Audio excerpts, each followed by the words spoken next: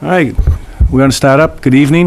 This is the June 1st meeting of the Board of Selectmen. And at the beginning, we need to announce that this is being recorded and broadcast via cable television. And every meeting, we start with the Pledge of Allegiance, so please rise. I pledge allegiance to the flag of the United States of America and to the republic for which it stands, one nation, under God, indivisible, with liberty and justice for all.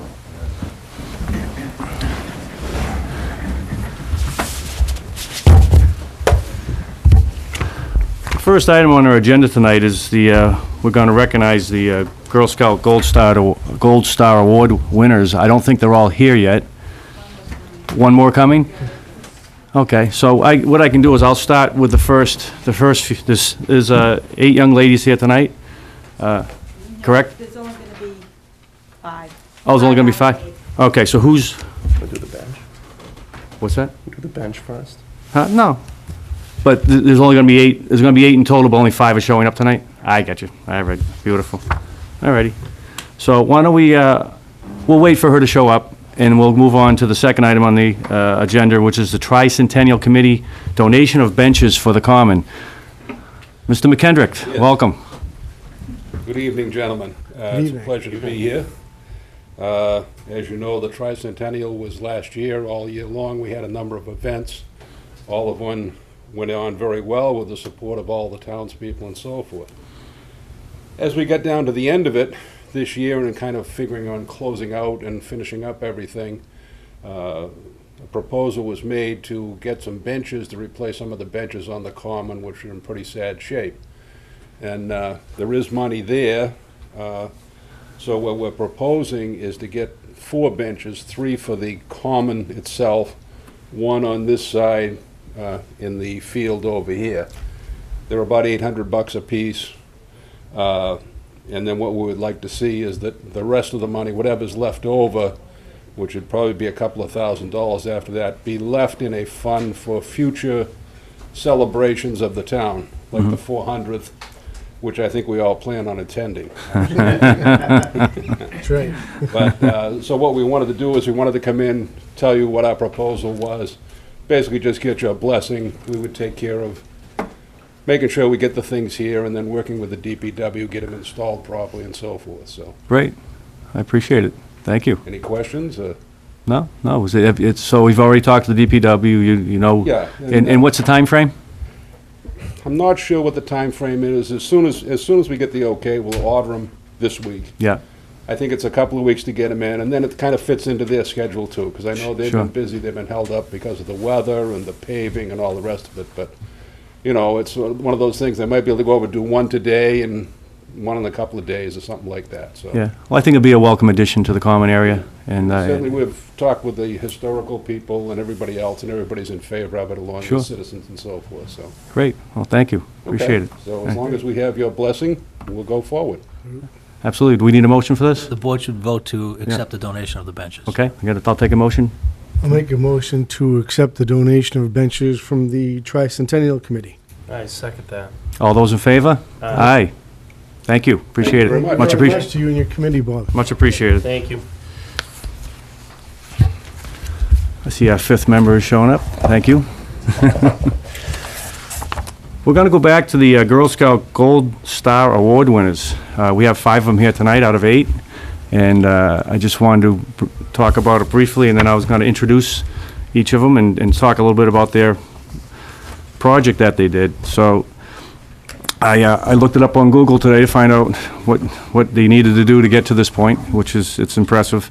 A Gold Star Award for these young ladies comes for a high school student. And I'll just read, there's 7 steps I found on how to get to this point.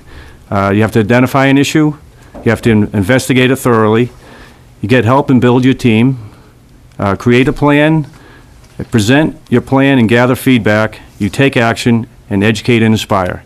Does that sound about right? Is that the plan you follow? Well, these young ladies did a remarkable job, and we have made up some certificates for each of you.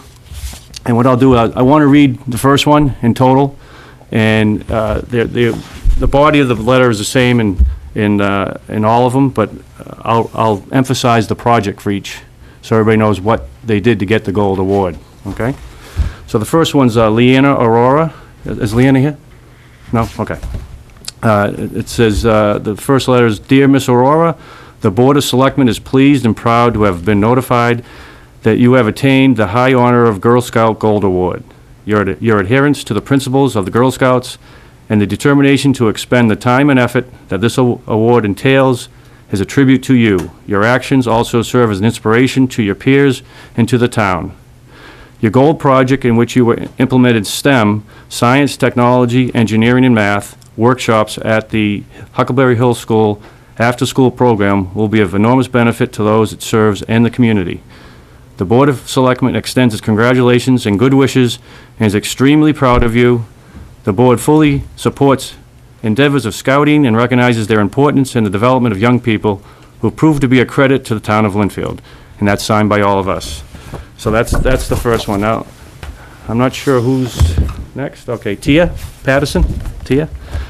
Tia did your goal project, in which you created a summer-long running and reading camp called Track Attack for the youth of Lynnfield, is of enormous benefit to those it serves in the community, so thank you. And why don't you stand up if you're here, and then we'll speak to all of you as a group when you're done.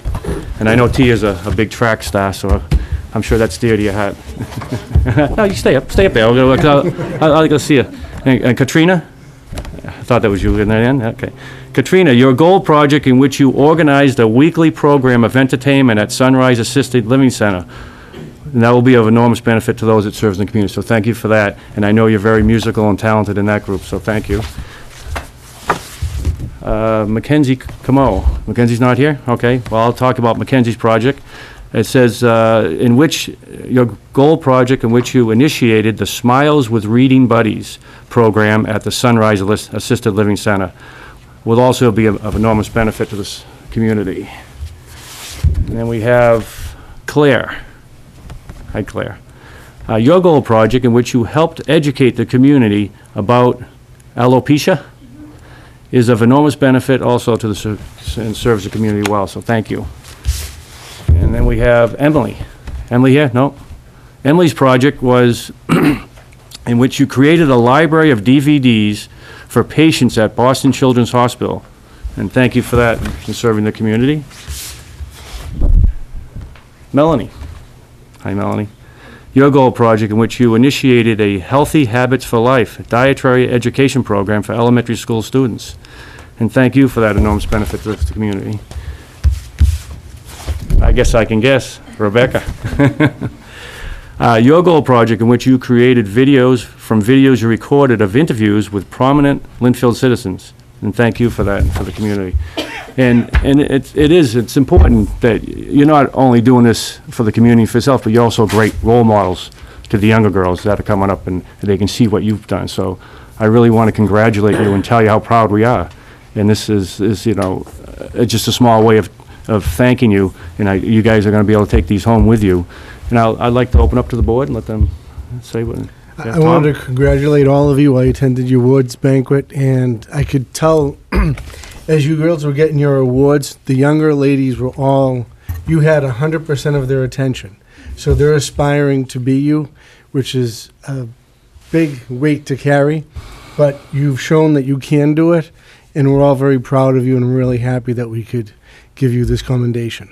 Thank you, ladies, for all your hard work. And similarly, I'd like to just congratulate you. I know obviously they've made the Girl Scouts proud, but certainly the town of Lynnfield. I think it seems like a rather large number for 1 year. It is. For the very large. Highest award achievement for the Girl Scouts. You ladies should be proud. We're certainly proud of you, and we thank you for all the work you've done on behalf of Lynnfield, so thank you. Great, ladies. And I also want to thank your leaders. The Scout leaders certainly I'm sure had a lot to do with this, and your parents and everybody that helped you out. So, it's a group effort in most cases, but you guys really did a great job, and I want to give these out to you. So if we can. This is Rebecca. Here you go. I know we get it. Thank you. It's Melanie. Melanie, thank you. Chairman, I think there was one more. I don't know if It didn't print out, but there's one more girl who received an award, right? Is that correct? Is there another one? I can print that out now so the board can sign it, but here is the letter. Okay. So-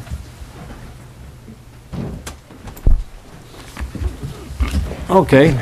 No, I mentioned Claire. I did Claire. You did, Claire, Bob, we got all of I did, Claire. All of them? Yeah.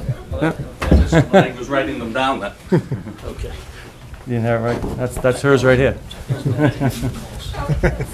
Huh? Sorry, I'm Claire. Oh, I'm sorry, Claire. Okay, I thought you said that they weren't here, but okay, where did I miss her?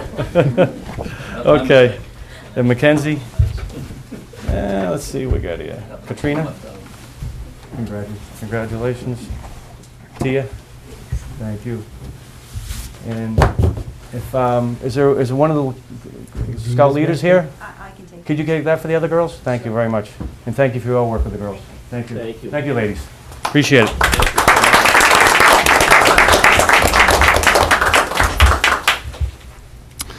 Next on our agenda, we're going to discuss the Al Merritt Center policies that we're going to be putting in place.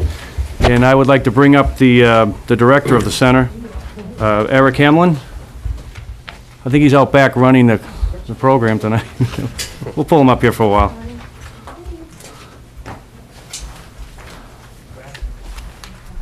Was I that exciting? Yeah. As soon as I mentioned your name, they all left, Eric. I'm sorry. Good evening, everyone. Good evening. Good evening. Thanks for making some time again. This is great.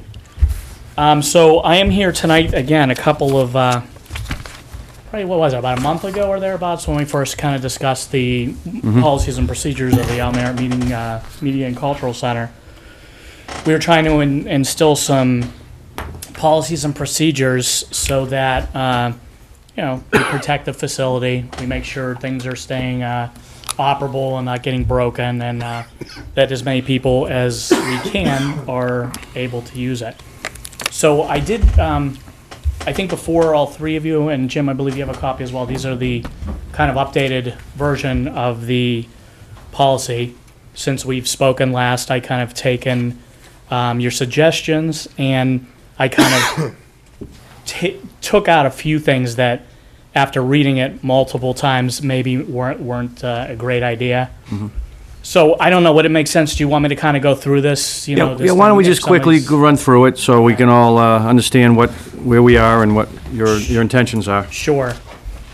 So basically, the Al Merritt Media and Cultural Center, we want it to be able to, as many people as we can use it. So, but again, it's a meeting room, not a function facility. So it's not like a VFW, it's not like woohoo, we're having a party over here. It's a meeting facility. So it's positioned more for public government, general information, educational, cultural, civic. That's what we're aiming for. Again, as you see, it says not available for party type functions. There are also, at this point, we're kind of talking about charges for using the meeting room. And what we've discussed earlier is that we, any elected town government groups would not have any type of charges at all. But anything outside of these groups would be subjected to a very minimal fee at this point, which we were looking at to be $150 for for residents that fall outside of the that particular group, and $300 per use for non-residents. I'm sorry, I kind of jumped that one. I just went to number one, and then I was kind of sorry to throw you guys off. If you actually want to see where it says number one, if you jump to the very back sheet, it says the application. That's where you'll see the resident, non-resident rates. At this point, it's suggested that it would be $150 again for the residents, up to 4 hours, but also that there be installed some type of a hourly rate in case somebody doesn't have a 4-hour usage of the room, but with a minimum of 2 hours. So that would be broken down to the rate of $150 for the resident would then become $50 an hour. A non-resident at $300 then would become $100 per hour based on that. Eric, who would open up the room? Well, at this moment, what's happening is everything is kind of falling onto me. So when somebody wants to use the room, they call me, they check to see if the room is open. I have a schedule for that. I see if it's available, when it's open. If it is, I book that room. It becomes a little bit of a hassle because then what happens is as that date gets closer, what I have to do is I contact that person. I have to hook up with them somewhere to pass on a fob key that lets them into the facility. So technically, I'm letting them in. But a lot of our usage at this point, we've had 84 uses of the room since November of 2014. Most of those usages of the room have been the government groups. So we haven't really had anybody fall into the pay schedule yet. So what happens is because I obviously know most of these people and I can trust them, I would give them the fob key to get in the night before. They would show up, they let themselves in. We've already gone over the whole usage of the room. They know the layout of the room. They use the room. Then at the end, I usually let them, they leave the key behind in a certain area. They exit because the doors are electronically locked. They lock behind them, and it's over. Well, I imagine now if we're opening this up to public resident, non-resident, Sure. certainly it's a little different than having an elected official or an appointee group, that you're going to be a little more careful who's coming in, the type of access, because that's a different access point than like the town meeting house where it's just one access. Absolutely. Yeah. So that process is going to change. I'm glad you brought that up in that the way that this whole facility is working, then it's not going to be, again, me just handing off this key to anybody. So we're going to have to be a lot more, lost my train of thought, sorry about that. We have to be a lot more, Organized? thank you, of what's going on, who has the key. So this fee would help to eventually help to hire somebody and on a part-time, we're gonna have to start very slow to see how this works out because we're not hitting these numbers that are hundreds of people. But this would help us to, help the schedule to run smoothly. Somebody could show up, they would do the same thing I'm doing. They would book the room, they would give them tours of the room prior to it, they would meet the person prior to it, pass off the fob key, let them in, be able to, come into the meeting, make sure everything is being adhered to as per the policy, be able to look at that room at the end and make sure everything is okay, that there's no damage. So we do need someone in place here, and those costs, which are extremely minimal if you fish around at some of the hotels and whatever. The $150 in that location for 4 hours is extremely palatable. Yeah, I think we jumped a little ahead of ourselves sure, here. sorry. So if we could, why don't we get through the document first? Sure, of And then course. we can talk about the fees and what your Absolutely. intentions are with that, because I think you're jumping around a little bit, so. Sorry, so I hit go number ahead. one, which threw me to the end there. Yeah, I so- know, you kind of bounced right over to that. Go ahead. I'm sorry. Yeah. So I'm going to actually pass by 2 and 3 because it kind of ties into 1, which is basically what the meetings are. They're open to the general public when applicable. You cannot charge membership or admission charges, so somebody can't rent the room out and then be at the door and be like, "Oh, come on in. It's $10 to come in." You can't do that. Sure. Again, the meetings have to be related to arts, cultural, public government, educational training. They can't be like controversial, something that's going to be not palatable for I'm not even going to go there, but I can say that you would imagine what that would be. Light food and drink are allowed in there, but we can't have anything because of the carpeting, which is very similar to this, even though it's an industrial type carpet. Coffee and stuff during candidates night and stuff, some of it hit on the floor. It'll get, in a year, that thing would be a nightmare in there. So light food and drink, nothing like red sauce chocolate, no giant buffets, things of that nature. Very small area that's basically like a kitchen area, but it's got a really small refrigerator and what have you. So basically, let me just peruse this real quick. Limited damage. So that would cover that. So we wouldn't, again, the food and beverage. There is a limit on the amount of people in the room.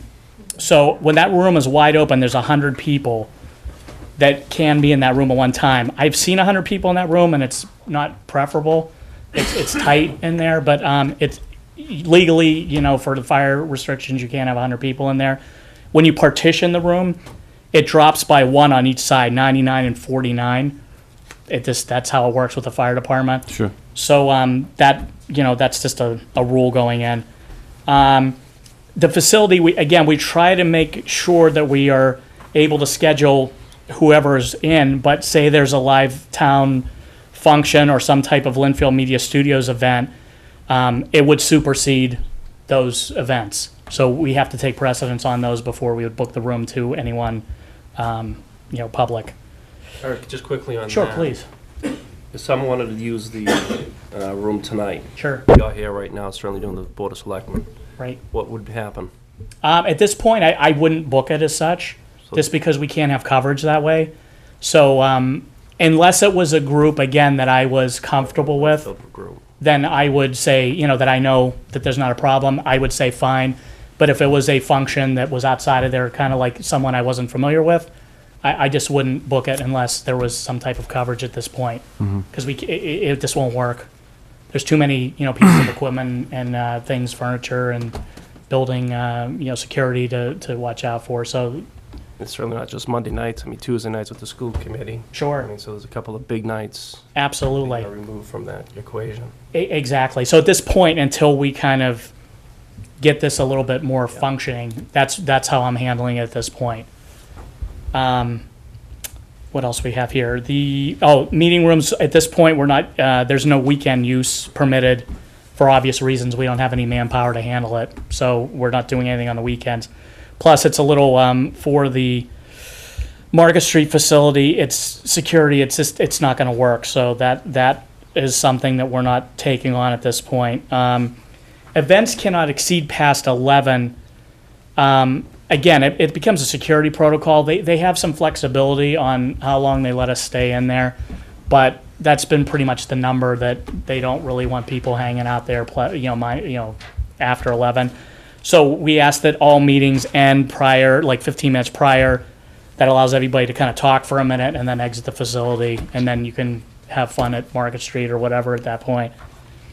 Again, going on to number 8, it's due to the security of the building. It is a shared space. There are other paying tenants within that building 600. So the building, again, is electronically secured with an electronic lock. So it's the responsibility of that user to be able to convey proper information to us so that I can communicate to the Market Street people how that flexibility of the electronic lock has to happen. So, if school committee comes in and they said, hey, look, we have an extra long meeting, it's going to be 10:45, they can fluctuate that. Now, Eric, anybody that comes in that building that we allow use of the Almerit Center, are we Sure. liable for them the minute they enter that entrance? That is a good question. And that might be something that Tenants. we would have to maybe ask council on. I don't know. Because we're passing on a fob key, so technically we're saying, yes, come in. But if they come in and smash windows, whatever. But if they just kind of do something, I don't know how that would work. We'd probably have to look into that. I would think we would be. We obviously have a liability for people using our facility, and the town's insurance is extended to that facility. Whether we have a liability for someone doing damage to the rest of the facility, that'd be unclear. I'm just thinking if someone's in the Almerit Center and it kind of trickles out to the common area, and you're not that, say, you're talking about you being on premises of somebody. Sure. Then it's there's a lot of activity in that area that we wouldn't. I would think that the group or the person that was using the center would be responsible for any damage outside of it, and they'd be responsible for damage inside of it. But if someone tripped or fell or had an accident within the center, the town's insurance would extend to that. Okay. I actually used the facility, as you know, Eric, Sure. and everything worked great. As you said, came earlier that day. We got the key, came in, set up, broke down, put everything away as best as we could. Sure. Good, we found it. And as far as entering and exiting the building, we had a little problem because the door was locked, so security came over and opened it up. But towards the end of the night, there was a security person standing there while everybody was exiting. So I think maybe if someone uses the room, they might think twice if they see a security guard standing at the base of the steps. Sure. And again, we can convey this. on a per usage basis. Like if I know that, just say, hey, look, guys, can you make sure, like you said, just somebody at the bottom there. They won't come inside, and police it just because that's just not their job. Right. But perhaps that may prevent those things. Well, you talk about two different things. You're talking about the common areas and the other renters in the building. Correct. But you also have your own space Right. that we've put $350,000 to $400,000 of our town money into. Exactly. And that, we want to protect that. Absolutely. Not to mention all the furniture and fixtures that you put in the structure itself. Absolutely. So that's what we have to protect. That's why, it's important to have somebody monitoring that, particularly if it's not a town elected board or appointed committee in town that's using it. You're not necessarily sure who's going to be going in and out, so. Definitely. And, But- and again, there's a lot of, because it's a very good point, Phil, in that anyone that's used the space, you know that you pass through the community access station before you hit the El Merritt Media Center.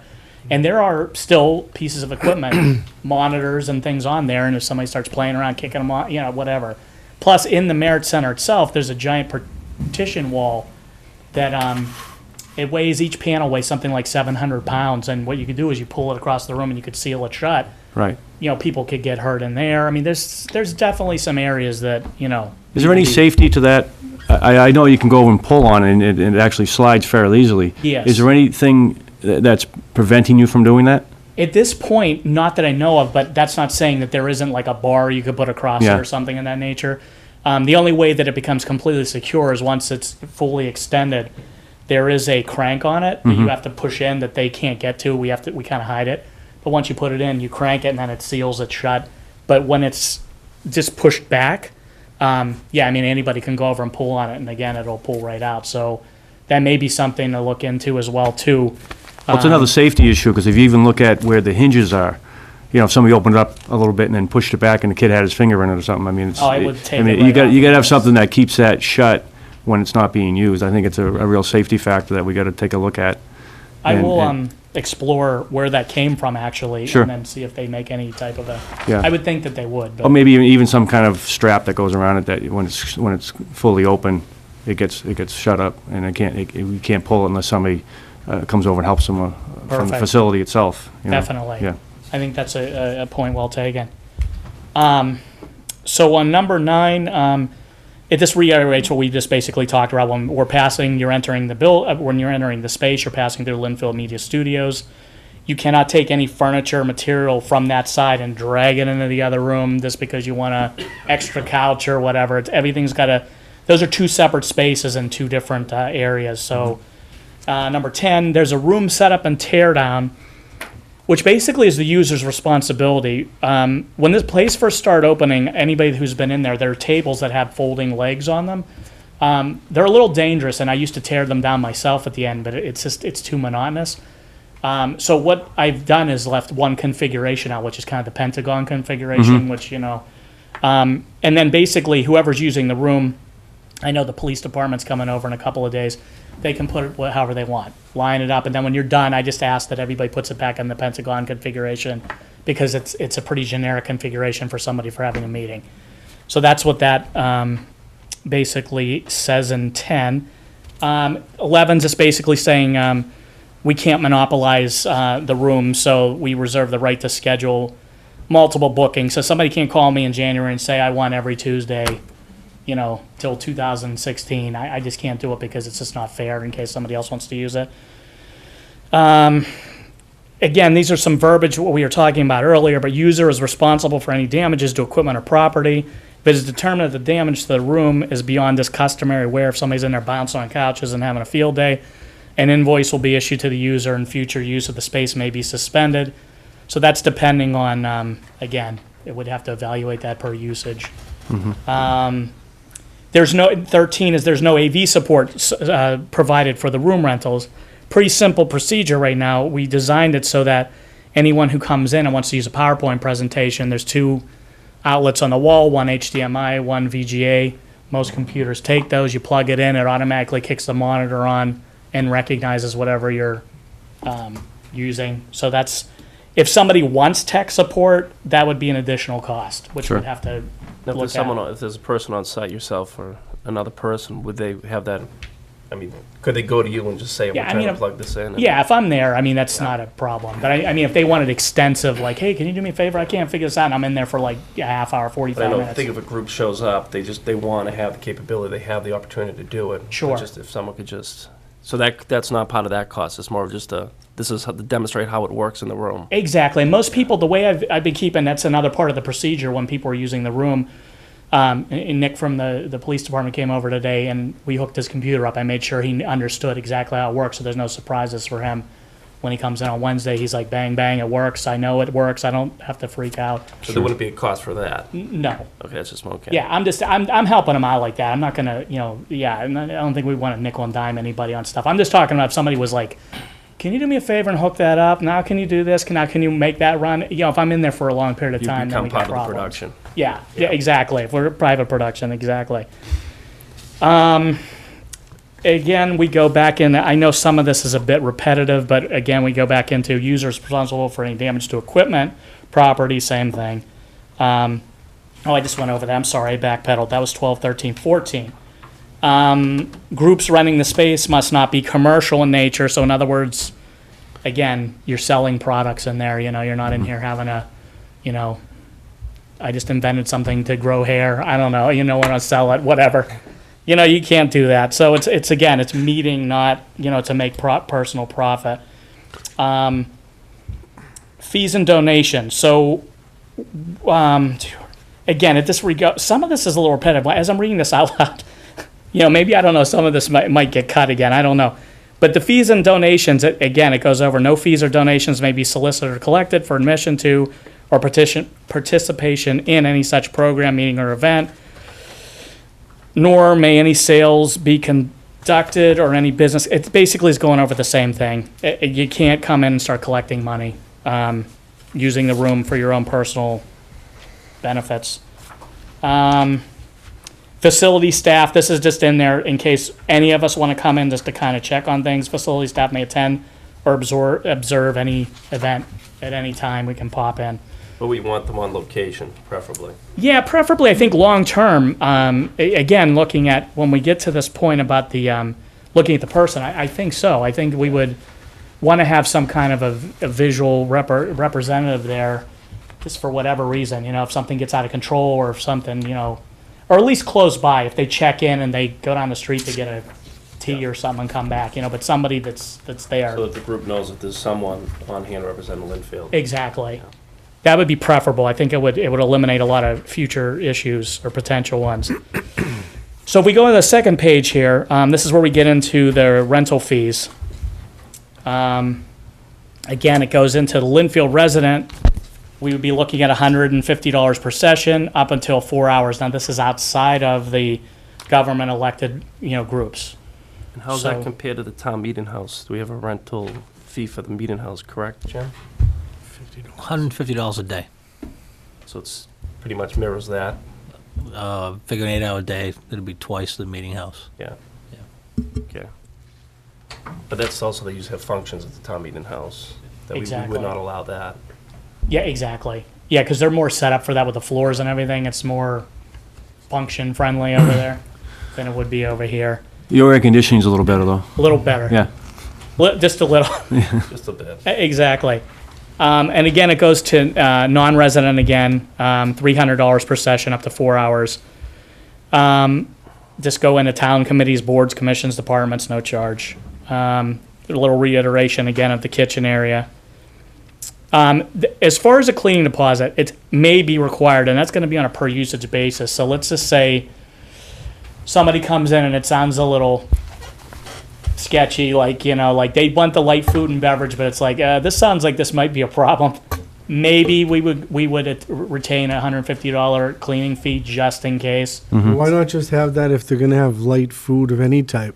We could certainly do 150 and that. you can give them the money back. I think I'd be comfortable with that. I Yeah. think every, That seems to be safer. Any food or drink, any food or drink, if you're gonna bring it in, you would want that, because it's, instead of you having to make the call, take that off of. if you're gonna clean that rug, it's gonna be $150. Yeah, Yeah. easily. Yeah. And even at that, I don't know. That's kind of these days. I don't even know if I can get it clean for 150. Yeah, but- that might be a challenge, but. yeah, no doubt. But anyway, so that's good. So that I made a notation of that.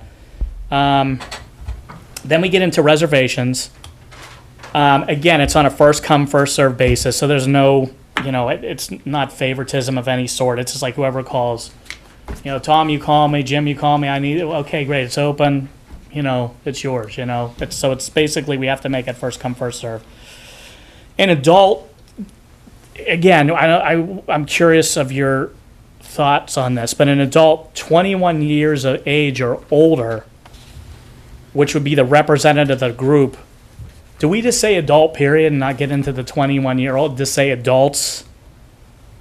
Because I don't know, some 21-year-olds are very mature and able to handle things, and others are, maybe we should just keep that as an adult and get away from the 21. Well, if you want to leave 21 as the age, Okay. Many people are considered adults at 18, so depends at what age group do you consider an adult, Okay.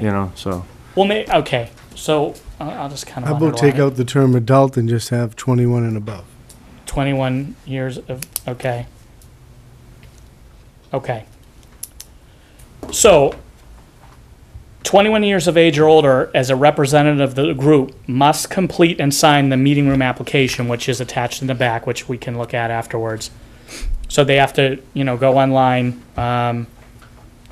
print it, fill it out, give it to us, pay any fees owed based upon our fee schedule. The director or designee will contact the applicant upon approval. So once we all review it, we'll probably, I think there should be, I don't know how in-depth you guys want to go with this approval process, but I can certainly most of this stuff handle, but if there's stuff that comes up, we can certainly start kind of bringing these before the board before, I don't know, however you I think the approval process would probably be you, and then, Okay. and then the next step would be the town administrator. Okay. I think that would be your next step. He manages the town on a day-to-day basis, so. Great. So, also as part of that, reservations, if we do not receive that application within 48 hours of the initial request, that tentative booking may be released. Again, it's just to eliminate people trying to hold me, and, Right. it's not fair. So, again, these are just pretty commonplace things. Don't assume the reservation has been approved until the submission of your application and you've been contacted by the director. I'm just kind of paraphrasing this because I don't want to keep boring. Everybody's probably ready to go to sleep on this anyway. Whenever possible, meeting room reservations out. So if the reservation should be made at least a week in advance. We're just trying to get away from that. I've had a couple people do that where they'll call me the same day, be like, "Hey, is it open tonight at 8 o'clock?" I'm like, not really. It just doesn't work that way because there's too many things that can slip through the cracks. So we're trying to get at least a minimum of a week in there.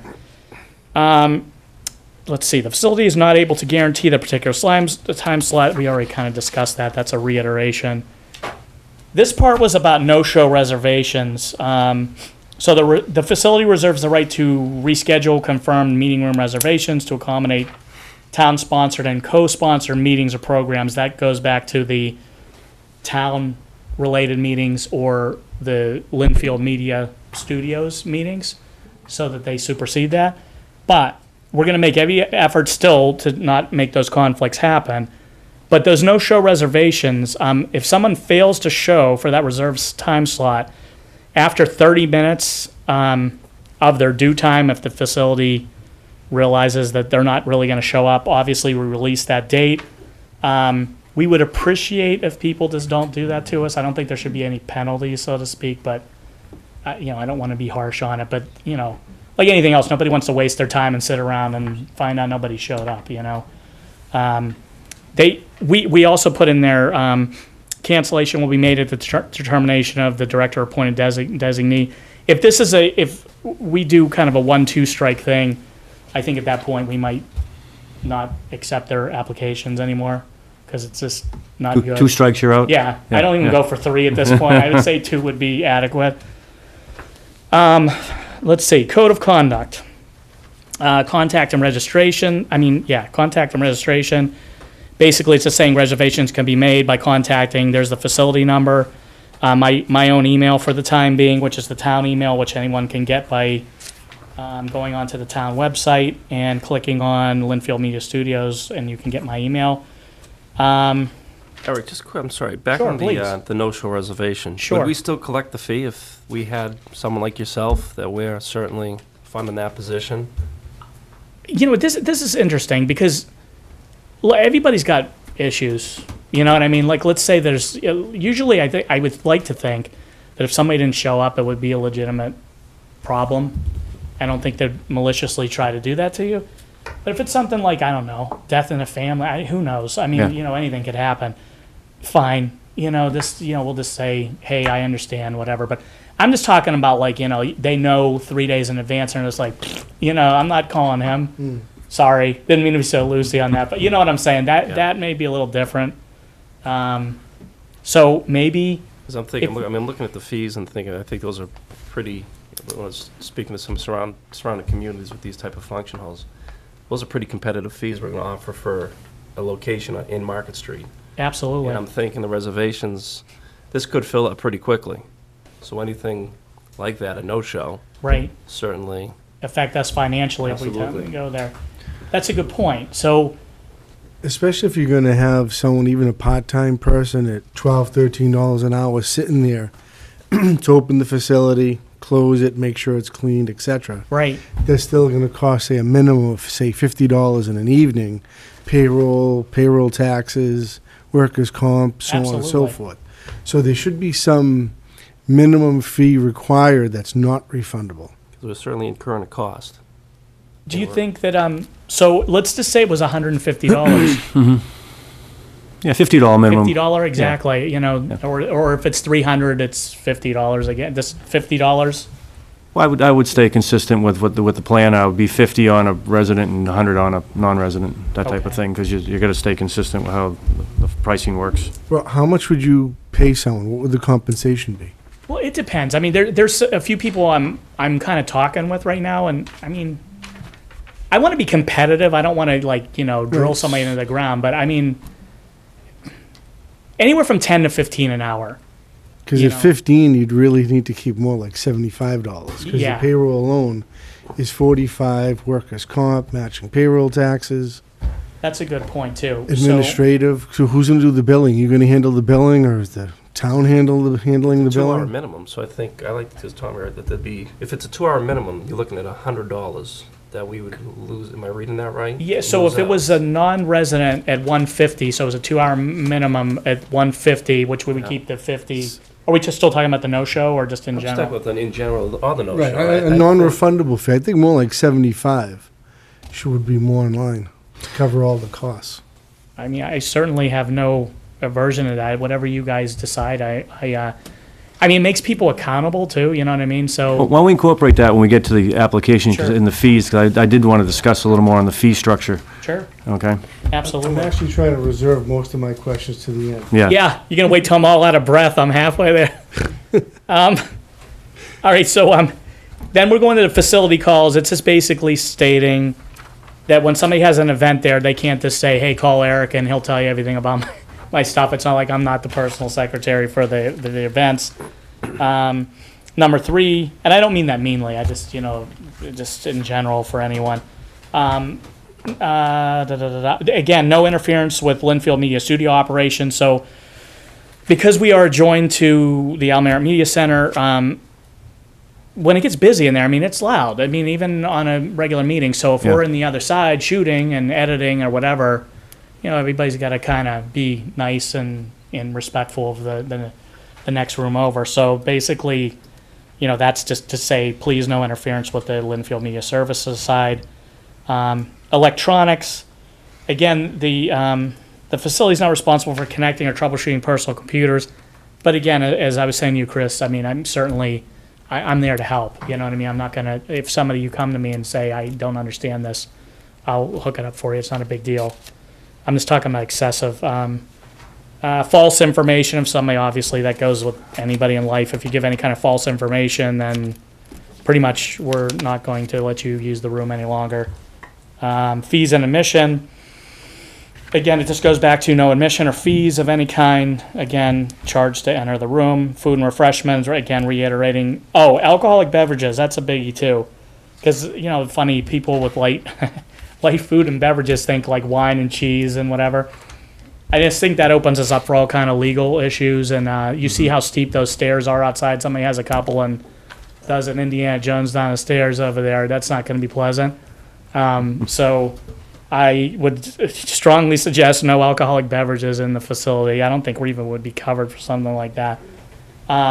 We don't provide anything in there such as cups, containers, coffee makers, all that stuff. That's just up to whoever the user is. They need to bring their own stuff. And when using that, if it's a ton of garbage in there, you're on a Friday and, you had fish sticks out. It would be appreciated if they, take that with them, the garbage, so that Monday morning I don't have to fumigate the place. So, that's just a common courtesy thing. The little italics section at the bottom is just basically going over the kitchen area again, which I'm not going to reiterate. We pretty much covered that already. This is a long document. The minors, the groups, including minors, must be supervised as follows.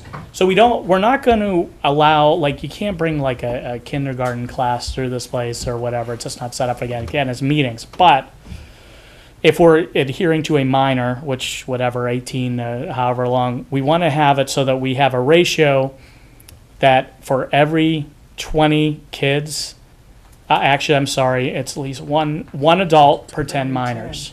1 in 10. Yeah, exactly. Has to be.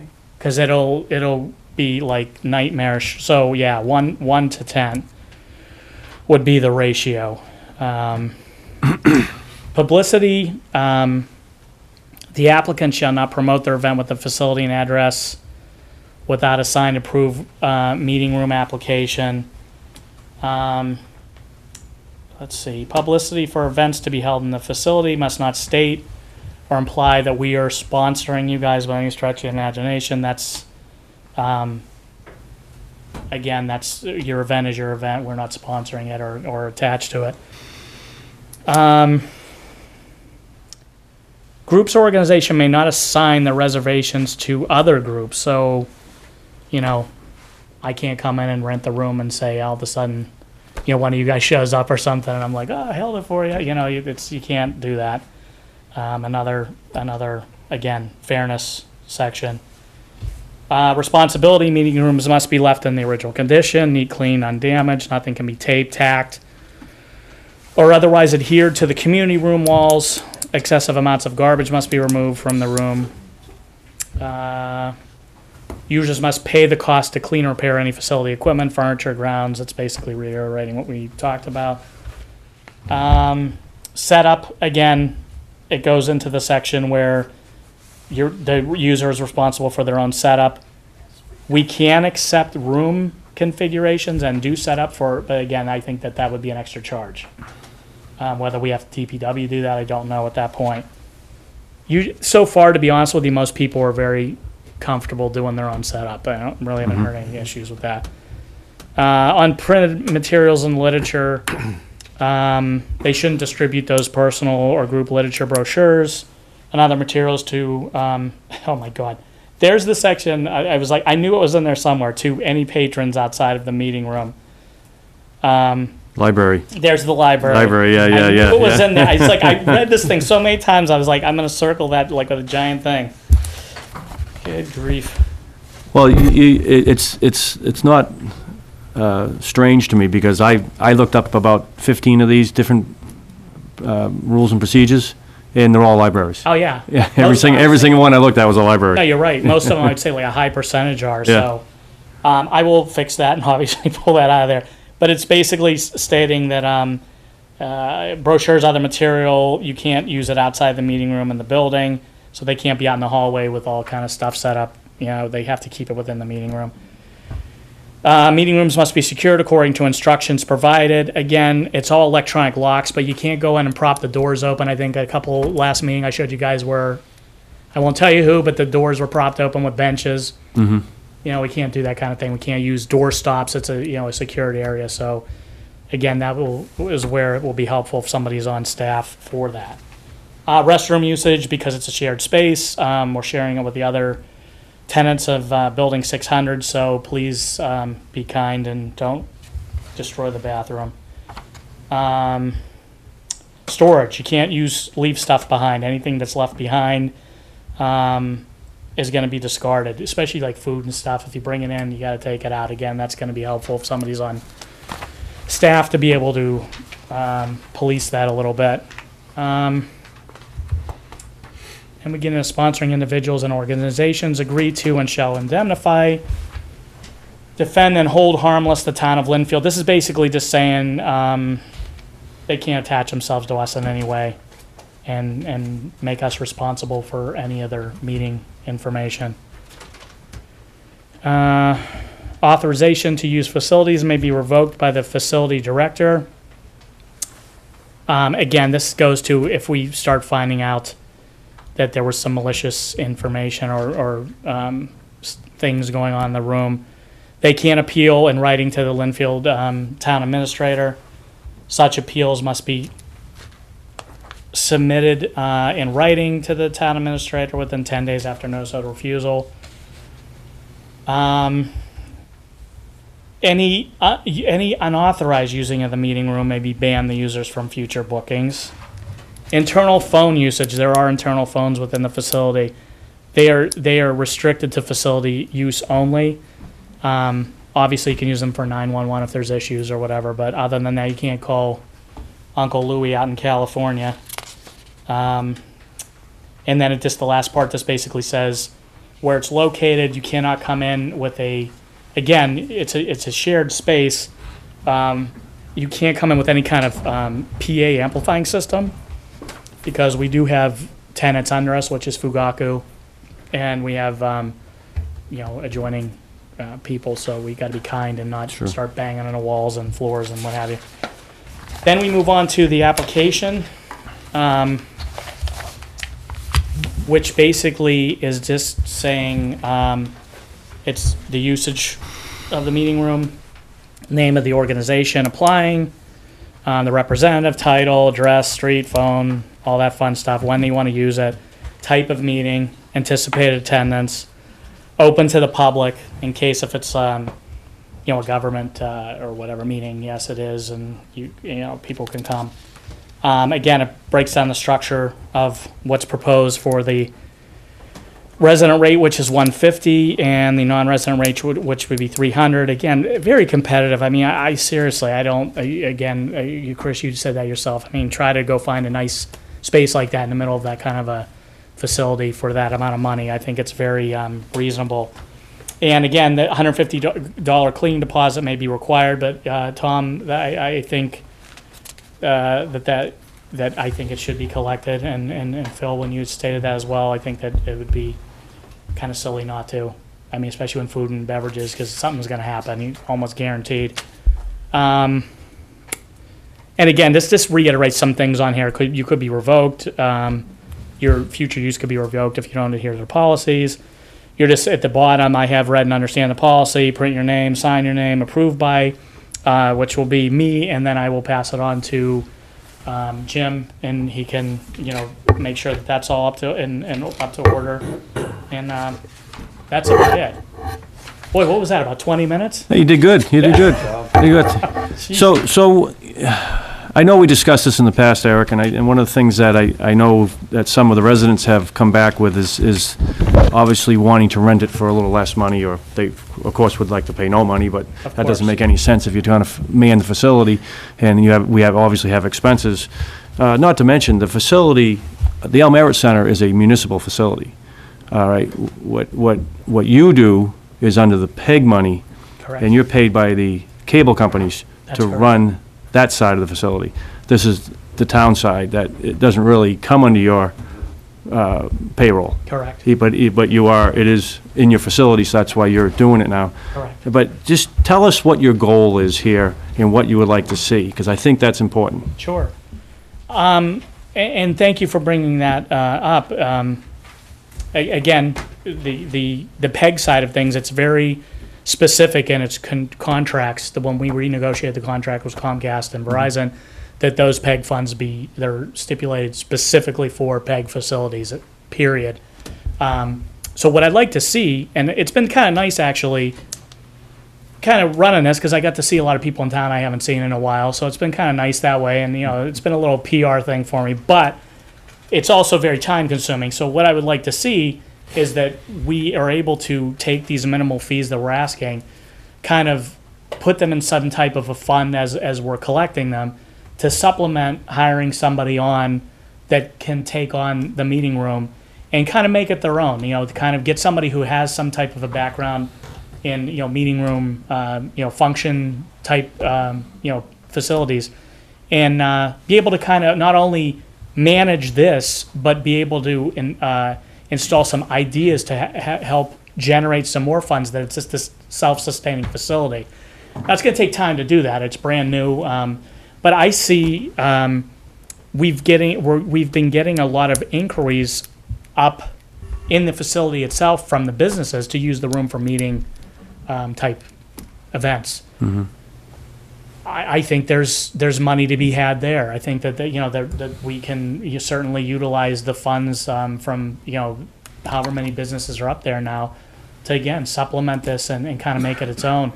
But I think it's crucial that we have somebody in that's able to do that, because as much as I think I've been doing a good job at keeping on top of this, but I can see this going out of control real quick if these numbers double. We're looking at 84 usages since November. Let's just say that doubles and we're 160 uses, then it's like, oh boy, you know what I mean? Then I'm trying to do my daily, functions over on the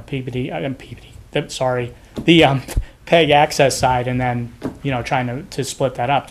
So that's what I would like to see. I mean, I think these slight funds, I think would really help to start out some type of a fund to be able to bring somebody on. What's the 84 uses that we've had since November? Sure. Is that 84 different days? Or was 84 there, different days. or was there 84 uses, might have been several on one day? Correct. Like Yes. they broke up. I apologize. I don't have that number in front So it of me. might have been Like, 50 days? Yeah, so like Yeah. November was very heavy. It was something like Yeah. 22 uses in November. God bless Right. you. December was something like 11 uses. January was something in the order of 11 uses. February may have slowed a little bit. So they kind of fluctuate right now. November was our busiest month. It was 22. But 84 individual uses since November. Since November to now? Till right So- now. So if you had, I know the goal is to get it to be self-sustaining. Sure. To get a second person in there. Right. You'd like to have someone, so if you had a part-time person Correct. at this point, that would be sufficient. And you think you can generate enough income from these fees to pay that person on a part-time basis? I think so. I mean, I think that there's been like enough inquiry and enough, I think the business is there.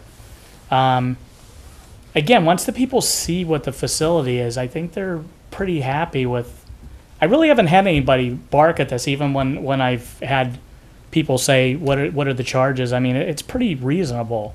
But yes, it would definitely be part-time. It wouldn't be full-time right now because we just don't have the, Well, I look at it, and believe me, I don't want to not charge, because it does have a cost to the town, and we don't have a budget for this facility.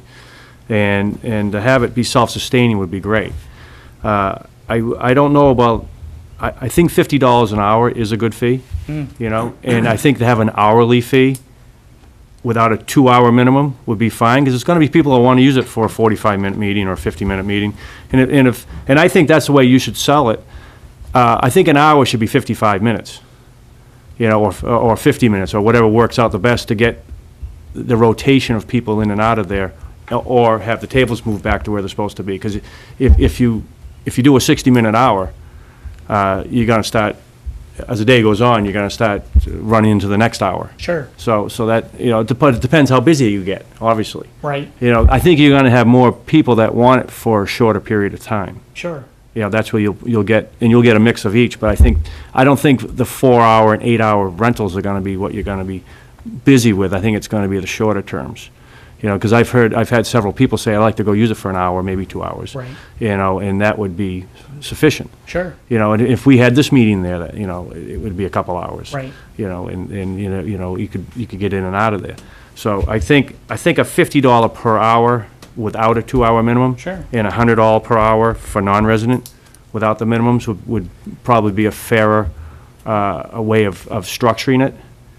Now, now whether or not, I know it's a new facility and you're still trying to figure it out, like with some of the other new facilities in town, we're trying to figure out what's the proper fees to charge. Sure. But I think if you're trying to build a base for someone to work there, okay, and you start out with a part-time person, and then it morphs into a full-time person because they got busy enough and they create enough fees to create a full-time job for themselves, that would be great, Sure. you know? But I would think that person would be somebody that could also help you on your other side, you know? So I don't know, is that the type of person you're looking for, somebody that has the background on the technical side? Not Yeah. necessarily. Yeah. This I'm looking at this as two different entities because there's specific job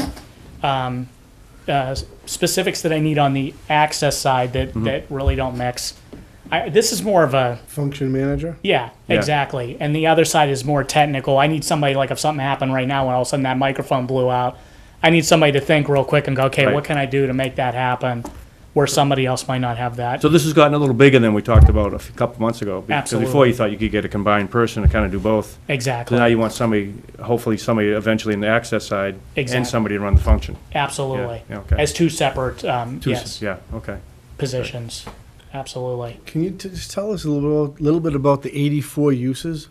Yeah, sure. Who used it? How long did they use it? Are we looking at more government officials using it more than anything else? What are the demographics of the 84 uses? Sure, absolutely. It's been different meetings. We've had Townscape's been in a lot of times. Candidates night, we did that nice live feed from there. Who else? Finance Committee uses it quite a bit. It's mainly government uses so far. I mean, I haven't had a lot. Mark, are you in here anywhere? Mark's been able to use it a couple times. Anybody else in here use it? I don't think so. But there's not been as many like residents using it as I'd like to see. I think it would be a little bit more interesting to do. But mainly, it's been primarily government type. In that situation, Sure. do you think you wouldn't need someone there for someone from the town using the facility, would you? Well, a lot of the town stuff, I've been lucky in the sense of like the school will use it sometime too. I'm just trying to, I don't have that in front of me. I apologize. I grabbed so many things on the way out. But like the schools will use it for training sometime. So that's during the day. So I'm able to still do my own work while they're using that. I'm there anyway. The only thing that becomes problematic a lot of times is the bathroom because when that door is electronically locked, a lot of people, you'd be surprised in a 2-hour meeting that in, out, I mean, it's like constant, So again, that's another reason somebody's got to kind of be there because then you're on the outside knocking, ringing doorbells. But anyway, yeah, I mean, if it's during the day and I'm around, obviously, I mean, I can kind of manage that along with it. But it would be preferable, yeah, during the day I would say that actually because that would be kind of a double. I don't know if you'd really need it 2 people in there during the day. But it would help because if I'm in the middle of editing, I'll give you as a for instance, I'm trying to work on the parade from last year, the tricentennial, and it's going to take me about 14 hours to edit that down. So I'm in there and I'm in the middle of editing, and then somebody's asking me a question or coming through. Hey, nice facility. I have to stop. I have to come out. Which I don't mind. I don't mind talking to people, but it would be helpful if somebody again was designated just for that because then they can handle those kind of things and say, well, you know something, let me tell you a little bit about this, and then it allows me to still progress forward with my work on my side. But it sounds like a lot of the use is coming from the town right now, which concerns me that we're not going to break even if you bring someone in right now part-time. Right. So I think we got to drill down on what the current uses are before you can jump in to say, okay, now we're ready for someone 20 hours a week, Yeah. whatever that number might be. Because there needs to be some cash flow to cover that expense. Sure. As far as the usage, this is like a regular function facility. I don't have any clients that will rent out the function hall for 55 minutes. You're going in there for at least 3 hours, 3 or 4 hour minimum. And because think about it, at night, Someone's gonna go home for dinner. By the time they get home at 6 o'clock, by the time they have you scheduled your first use at 7 o'clock, someone takes it for an hour. Who's gonna come in at 8:30? Oh, yeah, you Now could you- now double you're book, looking right? at it, definitely going to 11 o'clock. So I think at least at the beginning, we should stay with the longer minimum use, because even someone at a 55-minute meeting can easily turn to an hour and a half. You don't know what's going to come up in the meeting, and it's going to get longer unintentionally, but if you do have someone who's sitting out there waiting to come in, now you're holding up another group of 40, 50 people. Now we're going to have trouble, because everybody's going to be in the hall waiting. Right. So I think that right now, my opinion, and, maybe Phil and I are on different sides of the page on this issue, I think that you should stay with a longer minimum use to protect the number of usages and the staffing requirements. Because you reduce the minimum times used, especially in the evenings, you're gonna have your hands full. Oh, yeah. Well, just to, I've never double booked that space like ever yet. Just for that reason, because in general, even with these, the type of meetings that are in there, they are longer. You're going to get a 2-hour, 3-hour, whatever. But in general, I don't think I would even have the comfort zone to double book just But because then- I'm not there, So now, but if you limit it to an hour, Yeah. now you can't even cover that person's pay. Right. Well, if you do it for a shorter period of time and that's available to other groups, they will come. Because they aren't going to come in there and pay $150 for an hour meeting.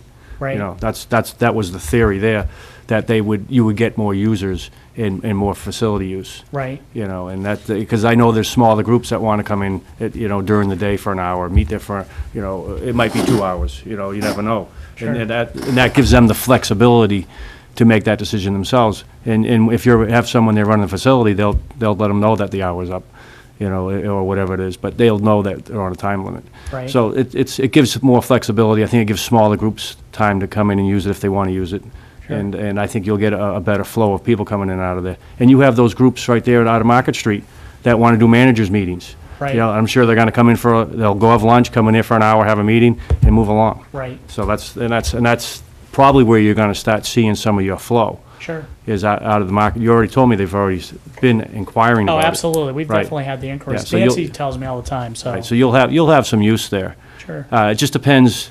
See, the options you have here is, can you have a self-sustaining position that's based on fees, or does it become a budget item for the town? Right. I mean, that's kind of your two options. And agree. I think it being a self-sustaining position that can be fee-based, because the users of the facility are the ones paying for that person to be in place, makes sense. It saves the town some money, and it also makes a position that they can grow into a full-time position if it gets that busy. Sure. And that person, can take some ownership to it. So, that's something to look at. If that doesn't work and we still want a person there, then we can revisit and say, look, maybe we'll put it in the next year's budget and talk about it as another town position or a part-time position. Sure. Eric, what do you say to the person that says, we're paying PEG fees with Cablevision, and our real estate taxes are paying for DPW to send a guy up there to clean? Why are you hitting me with the fee? What the fee? Okay, I think you said Finn for a minute. Fee. Okay. Well, the thing about the fee with the DPW is, this is where it gets in a weird area, because again, we're not part of the, as far as the PEG fees, we're not really. What is the DPW piece, though? What was that, Tom? They go up there to clean. Well, they go up twice a week? They usually go up about twice a week, yeah. Twice a About week? 15, So they 20 go minutes. out no It's matter very what. minimal at this There's point. no change with DPW. The custodian isn't around with the Council on Aging, Market Street, and he has one other building. He's Does he do the responsible library for. too? Is that the same person does the library? Thank you, the library. So So, that doesn't change. I mean, that person right now, still- no, Well, but it's if the cost. facility use Well, is it's certainly going, cost, but this is isn't going gonna up, you're change gonna it. have more, you're gonna have to have more custodial down there. Right now, it's a couple times a week because the facility's not used that much, and the use that we get, using the FinCom as an example, that's a minimal use. There's no moving of the tables, there's no food, there's no, they bring water, but there's no refreshment served. So from a custodial standpoint, it's a very minimal use. And the PEG fees have nothing to do with the municipal space that we run. Right. Right, that you can't, they're two totally different entities. No, but it's still something that the townspeople are paying for. Absolutely. And that's what paid for all the equipment there. That's what paid for the build-out there. That's what gave you your job. So then what do you say to them? And I'm not saying that it's a bad idea to have the fee. I think there should be some cost Sure. to using it, because there's going to be wear and tear on the carpet, on the chairs. You know, people, like when I used it, we used the AV equipment there so that Sure. you rebroadcast it, which was great. So, I mean, there's a lot of moving parts there. I'm not saying that there shouldn't be a fee, but I think this is just an important question that should be answered, because that's what people have asked me. And you're the captain of this ship, so I need your help to explain. Tom, do they ask you the same question about the town meeting house? The town meeting house people know that it's out, that they have funds, and they haven't asked me about that. Okay. This they're asking about because they know about the annual PEG fees, they know about the maintenance costs. It's a very spectacular facility, and as a town official, I'd want to maintain that. That's why I believe myself there should be a fee of some sort. Sure. But we're still not answering the question, which is, what do you say to those people? I know what I would say. What would you say?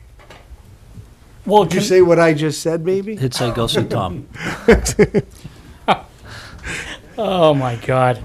Would you say we needed to maintain the facility, that I mean, maybe we'd be basically, putting that's- some dollars aside for new equipment, for new carpeting, new chairs? That's basically what the hopes are long term, because the basic, we only get a specific amount of money every year. It's not a lot. We only have 12,000 people in town. We only get 3% right now. It's gone up to 4% since the renegotiation.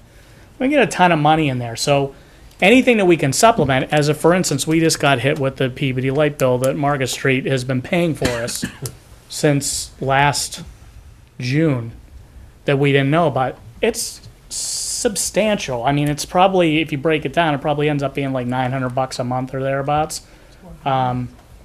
So these little fees will help with that as well too. But I'm kind of hoping, to be honest with you, that the PEG money is keeping to the PEG side, and that money that's being asked for, this is just a suggestion so that meeting room can function, be clean, be accessible, be upgraded when necessary, for this very minimal fee to have, so that it can be a nice place and continue to be a nice place. It's certainly not there to gouge somebody. It's not there to collect unnecessary fees. I mean, there are some things that have to be done. We do have to pay somebody to clean it. We do have to pay the electric. We do have to pay, I mean, a lot of times I'm there, even though I'm not getting paid for it, but overtime, at this point doing that. These little things just help. They're just minimal. I don't see them as giant gouging, and that's not what their intention is. And I don't think that they look like that on paper. But I certainly don't want them being perceived like that. I think that they're very minimal. They're very acceptable. I don't know. That's just my opinion. Well, in the long run, that's the only way you can have any type of employee, Sure.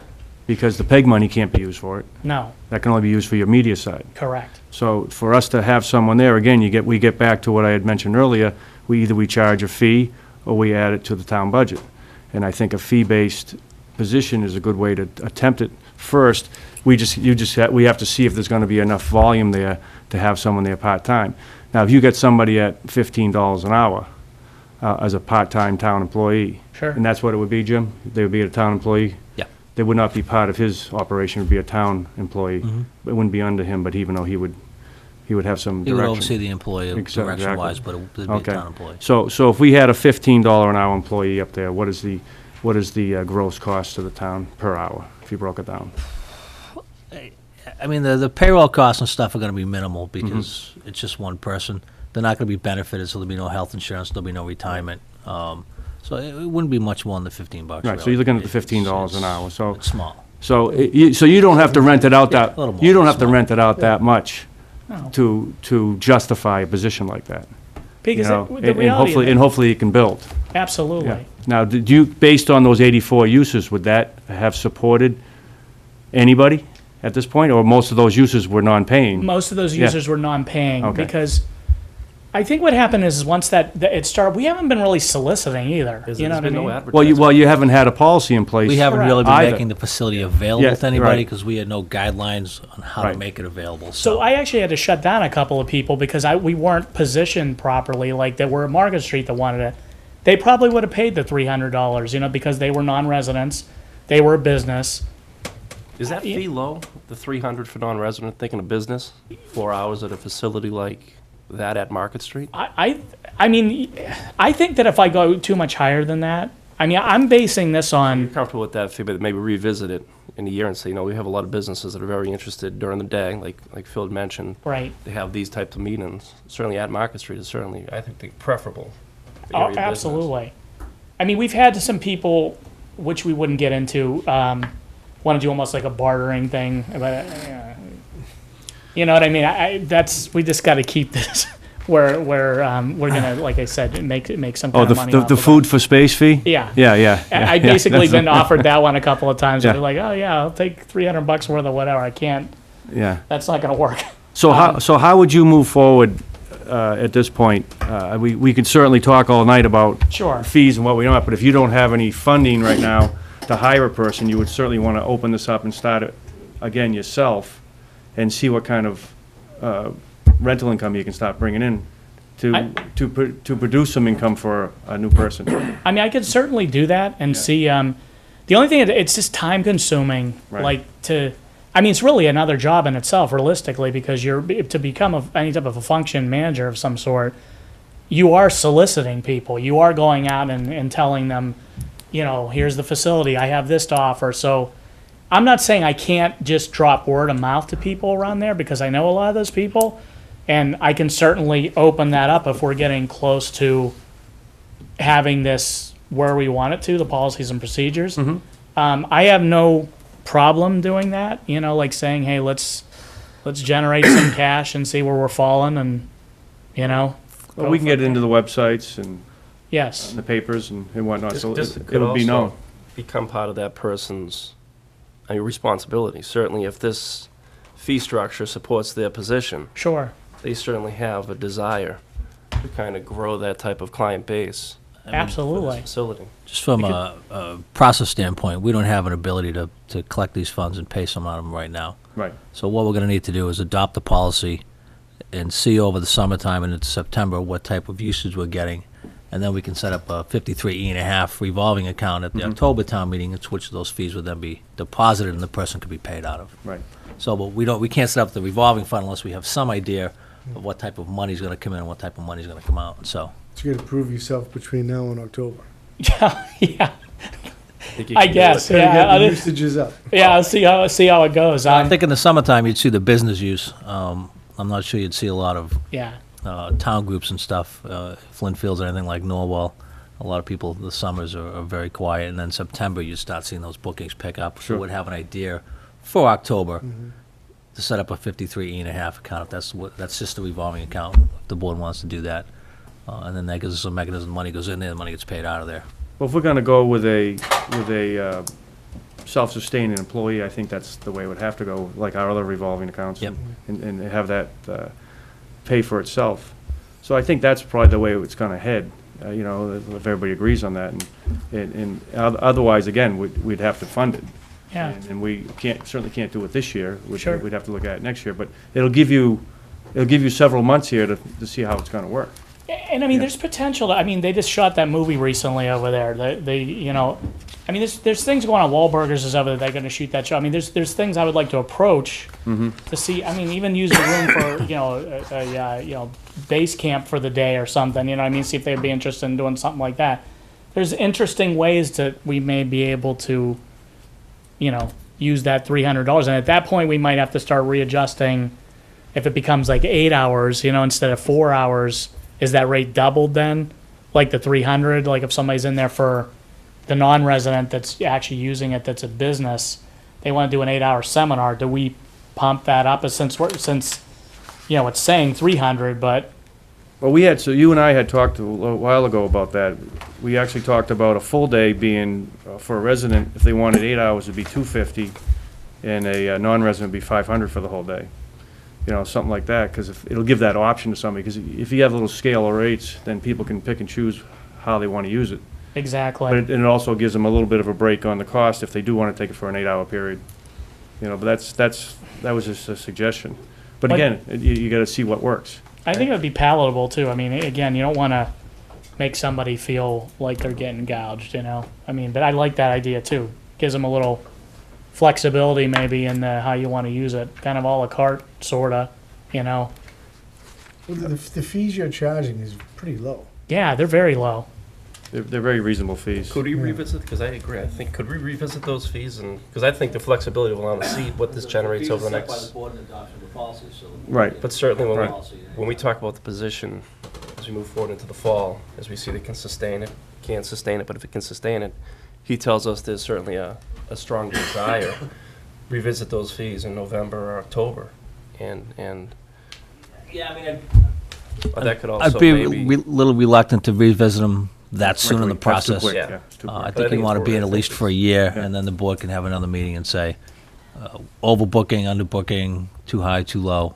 I'll give it about a year to take a look at how the fees. But I think you'd want at least a good solid year of. You want a of full how the cycle, booking yeah. You was. want to get through a full cycle, because the meetings that happen in late winter, early spring are going to be getting ready for the spring season. Then spring will be getting ready for the fall season, you know, the different functions that go on around town.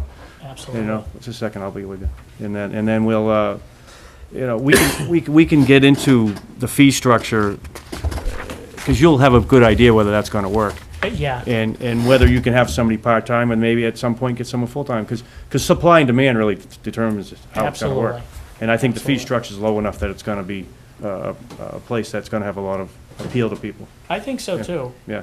And I don't know. I think it's a great place. I can't say enough good things about it. I think it's where it's located, what this fee is. I think it's if anything, I think it's a giveaway. I mean, Yeah. you know, being able to, and Market Street loves us in the sense of when people are done, they go out, they get to enjoy the restaurants, and, you know, I mean, it's a win-win all the way across the board, so. I think it's a great location. If you opened a couple weeks ago, you could have got a bit pot and wedding ring or two. Yeah.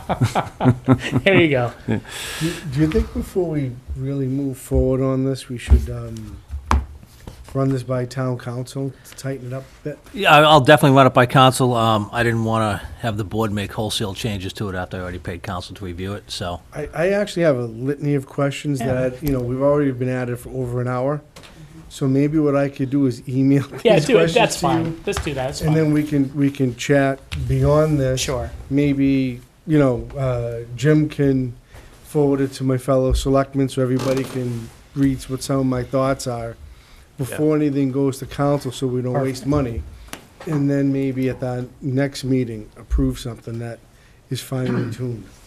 Sounds good to me. Yeah, because I think we all probably have some comments and Well, questions on it. absolutely. And I know there's Remove several the things. library piece. Yeah, You know. yeah, the library. Yeah, you can take the library out of there. But This thing, I've seen it too many This times. is great work, Eric. This is a great, lot of work. You'd have to send them I to appreciate Eric or I, the comments, and then we would try to incorporate them into a new policy that would Yeah. come back to you. I think we obviously- they should all flow Right. through you, Jim. Yeah. I think they'll all go through our town administrator. Right, and then if there are parts that are in conflict, we'd have to come back and say, look, Yep. you know, Tom wants to do this, the chairman wants to do this, Chris wants to do this, which one do you guys want to adopt for the policy? Right, right. Sure. Okay. Sounds right. good. Eric, thank you very much. We had some questions in the audience? Just one question. Hi, Eric, how you doing? Good, how are you? Let me get out of the way. Katie Shea, the question that I had was originally, when we got that space from the developers, what was the objective with the Al Merritt Center? Why did we decide to make it a meeting room? Well, it's a media and cultural center, and it is made to be a meeting room. That's what it was being donated as. All right, so my question is this: was it done because the town needed an additional meeting room? And I guess I'll put my follow-up question is really if the room now gets more commercialized, and I'm not for or against it, but the question is, how are we going to prioritize if the town needs meeting space? Because I think probably that was probably the intention, that we needed more space to have meetings. And then we have, let's just say for example, commercial businesses coming in using the facility.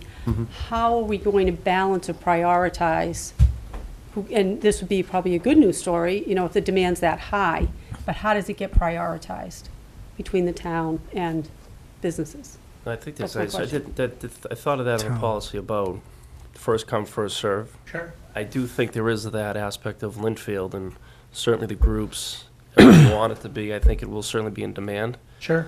but it might be something to think about. Well, in terms of do we need more meeting space, the answer is yes. We don't have enough meeting space right now in the town hall or in the town. And I think we'd have to adjust the policy that the town boards, committees, and commissions would get first priority.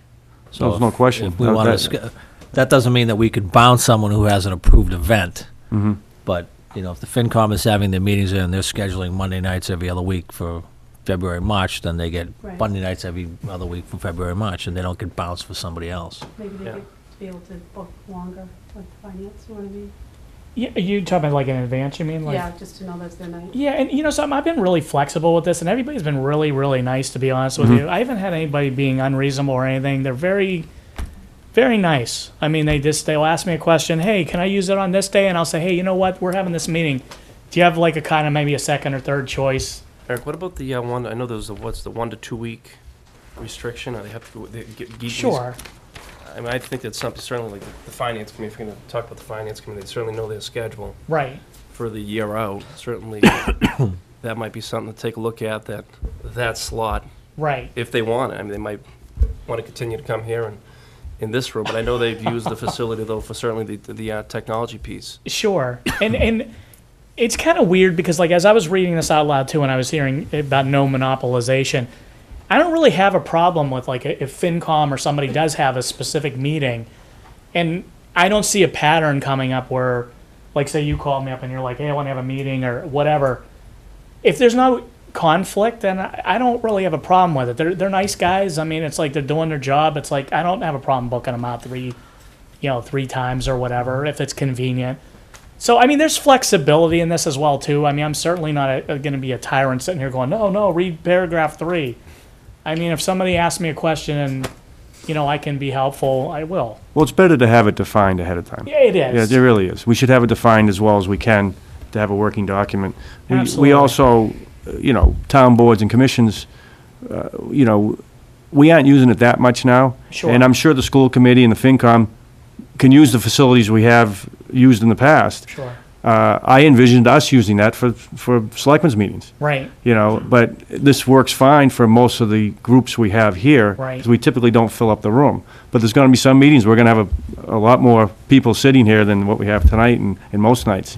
So there's gonna be times we're gonna wanna use that room. Absolutely. Because you can put a lot more people there, and it's a much nicer venue to have a large group. Absolutely. So I think we gotta look at that, you know, and you know Monday nights is a big night. And Absolutely. that's the night you gotta look at. Tuesdays, But right? I think that's part of the revisions we'll be looking at. What Sure. nights town meetings are typically gonna happen with all the committees that might wanna use it. Right. And then it'll be part of that working document we all, you know, we can revisit this probably in the next month or so. If you could get some input from the three of us and Eric and on what questions we might have and input on any of the provisions we want to change, and then get it over to Tom Mullen, see if it's, if it passes his muster, and then we'll get something in place. Right. But in the meantime, yeah, see what, you know, if you can get an idea of what type of demand there is for it. Sure. That Absolutely. would be helpful. Jim, in Absolutely. the meantime, can Eric start renting for a fee without a approved policy? I think the board would have to authorize him to, The revolving account, right? no, we'll go to the general fund at this point. Yeah. Because we're not hiring anybody to fill in, that would be fine to go to the general fund. But I think the board would have to at least authorize him to begin charging a fee in accordance with the rules discussed in this evening. Do you think you have a need for that right now, Eric? I think what might be a good idea is wait till I'm approached. Let's see what starts happening, and then what I'll do is I'll reach out to you, Jim. I'll reach out to you guys, and Maybe what I'd like to do is come up with the fee schedule based upon the discussions you had tonight, and bring the fee schedule back to your next meeting. You can approve the fee schedule separately from the policy, and that way we can start reaching out to people saying, this is available, this is what the cost is going to be. But let us at least take the fee schedule you guys discussed tonight, massage it based upon your conversations, break it back down to an hourly rate. Yeah, there's certainly nothing wrong with if someone is going to use it multiple times, to let them see it the first time and let them use it once Yeah, and see what facility they're going to get if they want to use it. Because I think most people use it once, they're going to want to use it again. So absolutely. there's nothing wrong with letting them use it that first time. I'm sure that's happened already many Oh, times, absolutely. but. And I but- think it's good that we establish who we are too, because a lot of times the misconception is that Market Street owns that room. Mhm. And I think it's time for us to put the roots down and, here we are, guys. This is us, not Market Street, Right. Love right. those guys, but you know what I'm saying? I just want to make sure. Okay, we're- so maybe we'll look at the fees and you can see what type of demand you might want to have to accommodate in our next meeting, Yeah, which would be the 15th, and then possibly get the document prepared for our July meeting, which we only meet once, sometime in the middle of July, sure. typically, okay? Sounds good to me. Eric, I appreciate it. No, my pleasure. Great job. Thank you. Go ahead, Thank you, Eric. we got a couple Some more questions. questions? Excellent. Oh, sorry. Pat? I'll put this over here. Hi, Eric. Hi, Pat. How are you? I'm fine. That's good. I had a nice tour over there. It was terrific. Ah, thanks. Appreciate that. And then I found out where it was, too. I was thinking that maybe you could attempt to make a schedule for, say, 6 months out. And so that when groups come, you could attempt to get from town boards and committees, if they're going to be using it as they did the previous year. Sure. And also the library. The library's always saying they don't have enough space for their meetings, so contact the library, see if they have any, because they do planning in advance for programs. And then when somebody comes, you can say, well, I think I have this hour available and this hour available and these hours available, so that there's some control over how you're using it. Then you can figure out when you can use your function person. Maybe we could hire somebody on an hourly basis instead of going full-time, maybe, or part-time. Maybe we don't need somebody all of that time. Sure. I think that's what we talked have to get about. an idea of what the usage is going to be Right. first. Right. And then my other question, that was my suggestion. My question is, if you get non-residents, and right now, the people that are using the facility, you pretty much know who they are. But then what about when we get people that we don't know? They're not a business at Market Street. They're just strangers. I mean, how do we check out and make sure these people are okay to give the fob key to? Well, you're not going to give them the fob key. Yeah. That's why you need the oversight. You need the okay. Yeah, you're not going to give them the key and just let them say, go ahead and use it. Obviously, we don't want Right. to have that facility, because it's not only the room, it's all the electronics. There's even electronics within that Exactly. room that we don't want to have damaged. So- Exactly. So that's, you got to kind of keep an eye on it. He's only been giving out the key to elected. Town and- committees. And committees and Okay. boards, and, very careful on who he's been giving it to. So, anybody that he wouldn't know, he had mentioned this earlier, he's not going to give the key out to. Okay. Are all the other doors locked when you leave? So if someone uses that function room, you're gonna lock every other door in there so no one has access to anything, right? Correct. So all the, here, let me get up here. I was doing what everybody else does. So, sorry, I just threw myself off with that one. Yeah, so when you leave the facility, it's electronically locked. So the minute I go behind it, you'll hear a click lock behind me. Where all of your AV equipment is? That's locked All all the those time. doors are all No, no, no. locked, right? Those are locked with on different locks Right. that I only have the key to. Well, me and a few other people. Mm-hmm. But yeah. So all my equipment is locked up, so that you're never going to walk through that facility unless I'm there where doors are going to be open. Especially in the evening, that stuff's all locked down. Right. But still, it needs glass windows. Somebody could, you know what I mean? If somebody wanted to be malicious, whatever. But Well, yeah, you got a big screen TV right there. yeah, I mean, you don't want that being damaged. No, And exactly. you have electronics coming out of the walls, Correct. Those things could be damaged. yeah. So Those you get- cameras, we have like robotic cameras Exactly. in here. I mean, they're Exactly. expensive cameras, you know. Yeah. So absolutely. Yeah. Any other questions? Yep. I'll be brief. Sure. Mine's a real life example.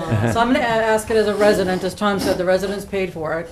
And typically when we've had our meetings and brought residents, we've gone to churches, town halls, whatever. So let's say we want to organize a citizens education meeting on the CVS proposal.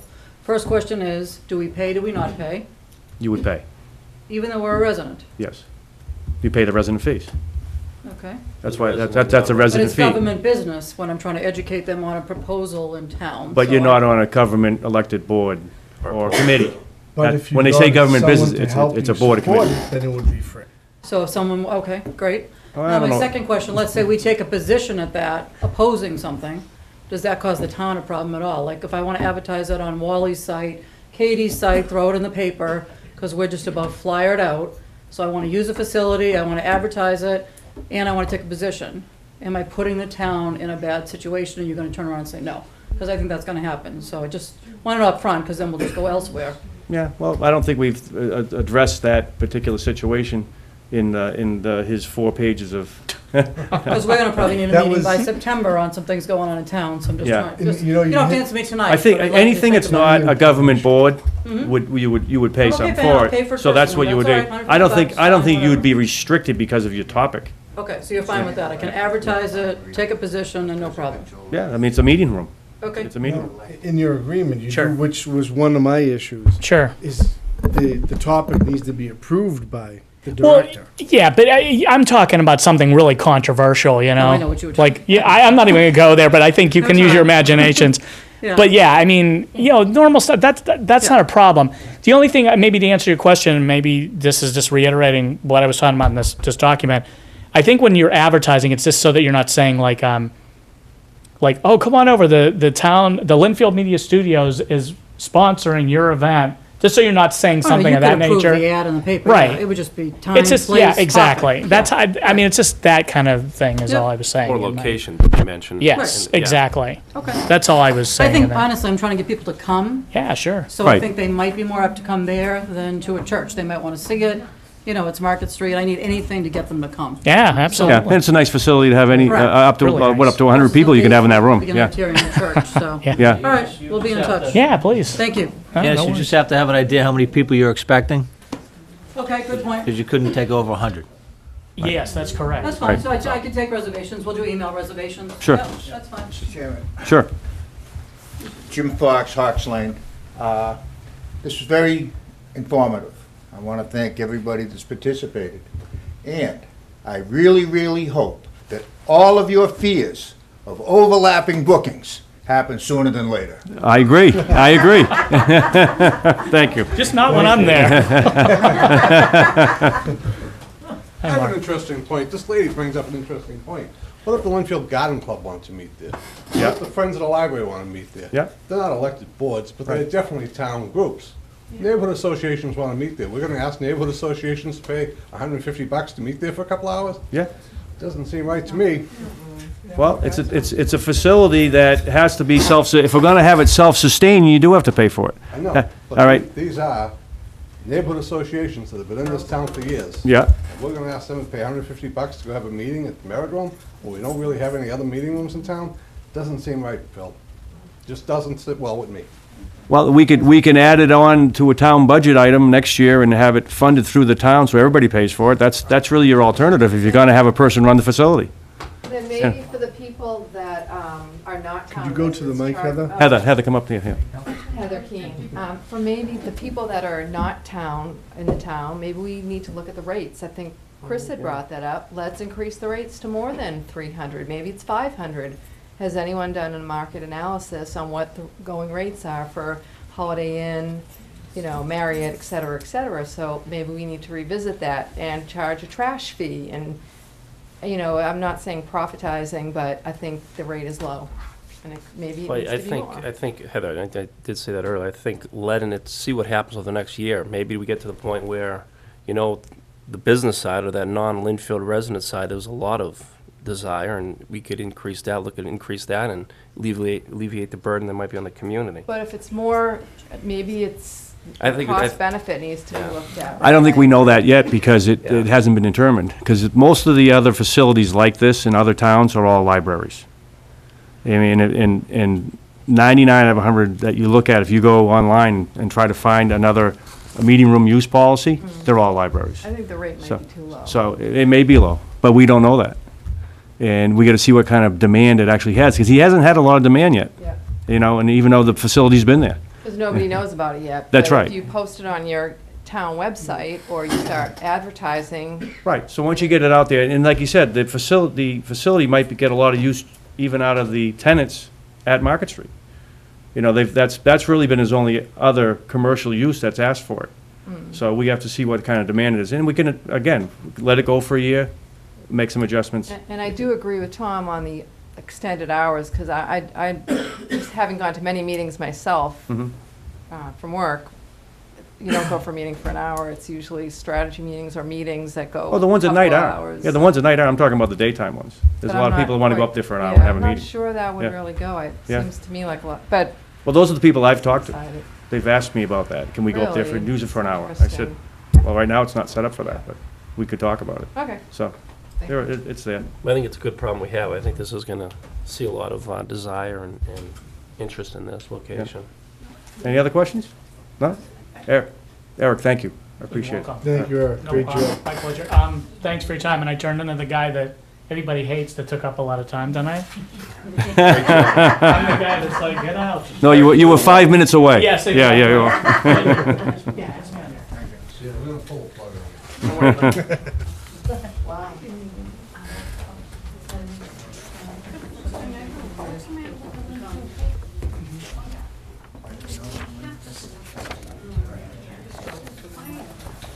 The next item tonight is the authorization for the increase in the maximum amount on recreation revolving account. Jim, you want us to explain that to us? Sure, you have a memo in your packet from Julie McCarthy. Basically, recreation is funded under a General Law 44, Section 53E and a half revolving fund. That requires that it be set up by town meeting and that the town authorize a level of spending out of that fund that you can't exceed. Last year, the fund was authorized at $75,000 in expenditures. At the same time, the town hired a new full-time recreation director. So the recreation department has significantly expanded what they're offering, the programs and things they're offering. So there's a lot more money coming into the account. There's a lot more money going out of the account. This is totally self-supporting on all Sure. these. And that's why we increased that position to develop Right, more programs. but at the same time now, we're expending more money than town meeting authorized from that fund, so the board and the finance committee has to vote to authorize the additional spending to raise that limit on the revolving fund from the 75 to 175. So they can spend their own money. It's their own money. It's Right, money that right. people paid in for these programs. For Correct. the board's information, we authorized 160 at the recent town meeting. The reason that's $15,000 less than this is there was $15,000 in this year's budget for the fireworks for the tricentennial. So that Okay. won't be in next year's budget. So we'll have to monitor it, but they're offering a lot more than they used to offer, and people are taking it. So this means that there's increased demand, increased usage that we're seeing down in the recreation department. So it's a good thing. Okay. I'll take a motion to make the increase. I have a question, though. Is this going to be adequate? Where are the field fees going to go for the field usage fees? The field fees, when we figure all that stuff out, we'll go into this, will be segregated in this fund, and then we will set up a separate fund that those funds will be put into and transferred So is, later. is 175 going to be adequate? Yeah, Because- we won't be spending any money out of that field fund. This is for this current fiscal year. Right, no, I'm not saying spending, but if we're gonna be charging $30 per child to play a sport. Yeah. And they say there's 1,000 children playing, that's $30,000. Right. That'll- This is that we're- not what goes into the fund, Tom. This is what can be expended out of the fund. Okay. So the fund can hold more than this. More.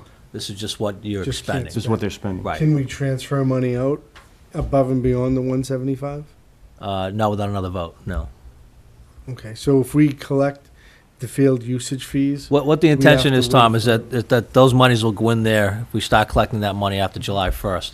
And at the October town meeting, we will set up a separate fund for the field fees, and then the accountant will make a journal entry, taking them out of one fund and putting them in the other fund. That second fund then, depending on how you want to set it up, would either require a further appropriation or would be set up as some sort of So revolving this fund. sustains the programs. This sustains the recreation programs, So that's they're correct. restricted right now because the baseline is low. Correct. Okay, so right now she did a tremendous job growing that She did a program, tremendous but job now growing we've the hit a program. ceiling because she did so well. Right. That this allows her some more flexibility. This allows her to meet her bills for the current fiscal year, yeah. Okay.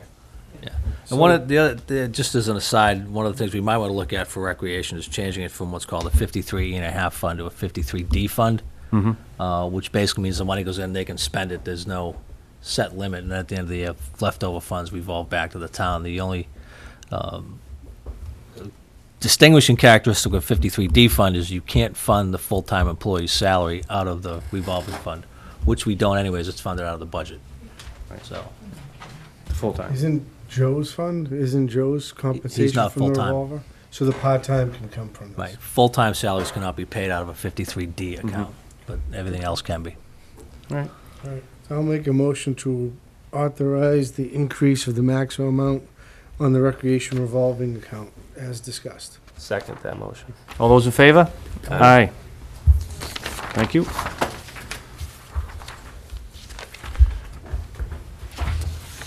Every year, we do an appointment of liaisons to the town boards and committees and different groups in town. They're pretty much the same as we've had right along, except Chris will be taking over many of Mr. Nelson's. I'll quickly go over them. Council on Aging is myself. Board of Appeals is Tom Terranova. Board of Assessors, Tom Terranova. Cable Access, Chris Barrett. Capital Facilities, Chris Barrett. Conservation Commission, Chris Barrett. DPW, myself. Finance Committee, myself. Fire, Tom Terranova. Golf, myself. Board of Health, Chris Barrett. Historical Commission, Tom Terranova. Housing Authority, Chris Barrett. Library, myself. Library Building Committee, Chris Barrett. The MAPC is Alan Dressios. The MBTA Advisory Board is Tom Terranova. The MWRA is James Finnegan. Market Street is myself. North Shore Regional Vocational, Chris Barrett. North Suburban Planning Agency, Tom Terranova. The Peabody Municipal Light will continue to be Dave Nelson. The Planning Board, Tom Terranova. Police, Tom Terranova. Ready Municipal Light, Dave Nelson. Rec Commission, Chris Barrett. Rec Part Advisory Committee, myself. Recreational Path Committee, Tom Terranova. Recycling, Tom Terranova. School Department, Chris Barrett. The Veterans Services and Zoning Enforcement are both myself. So those will be the liaisons for the year.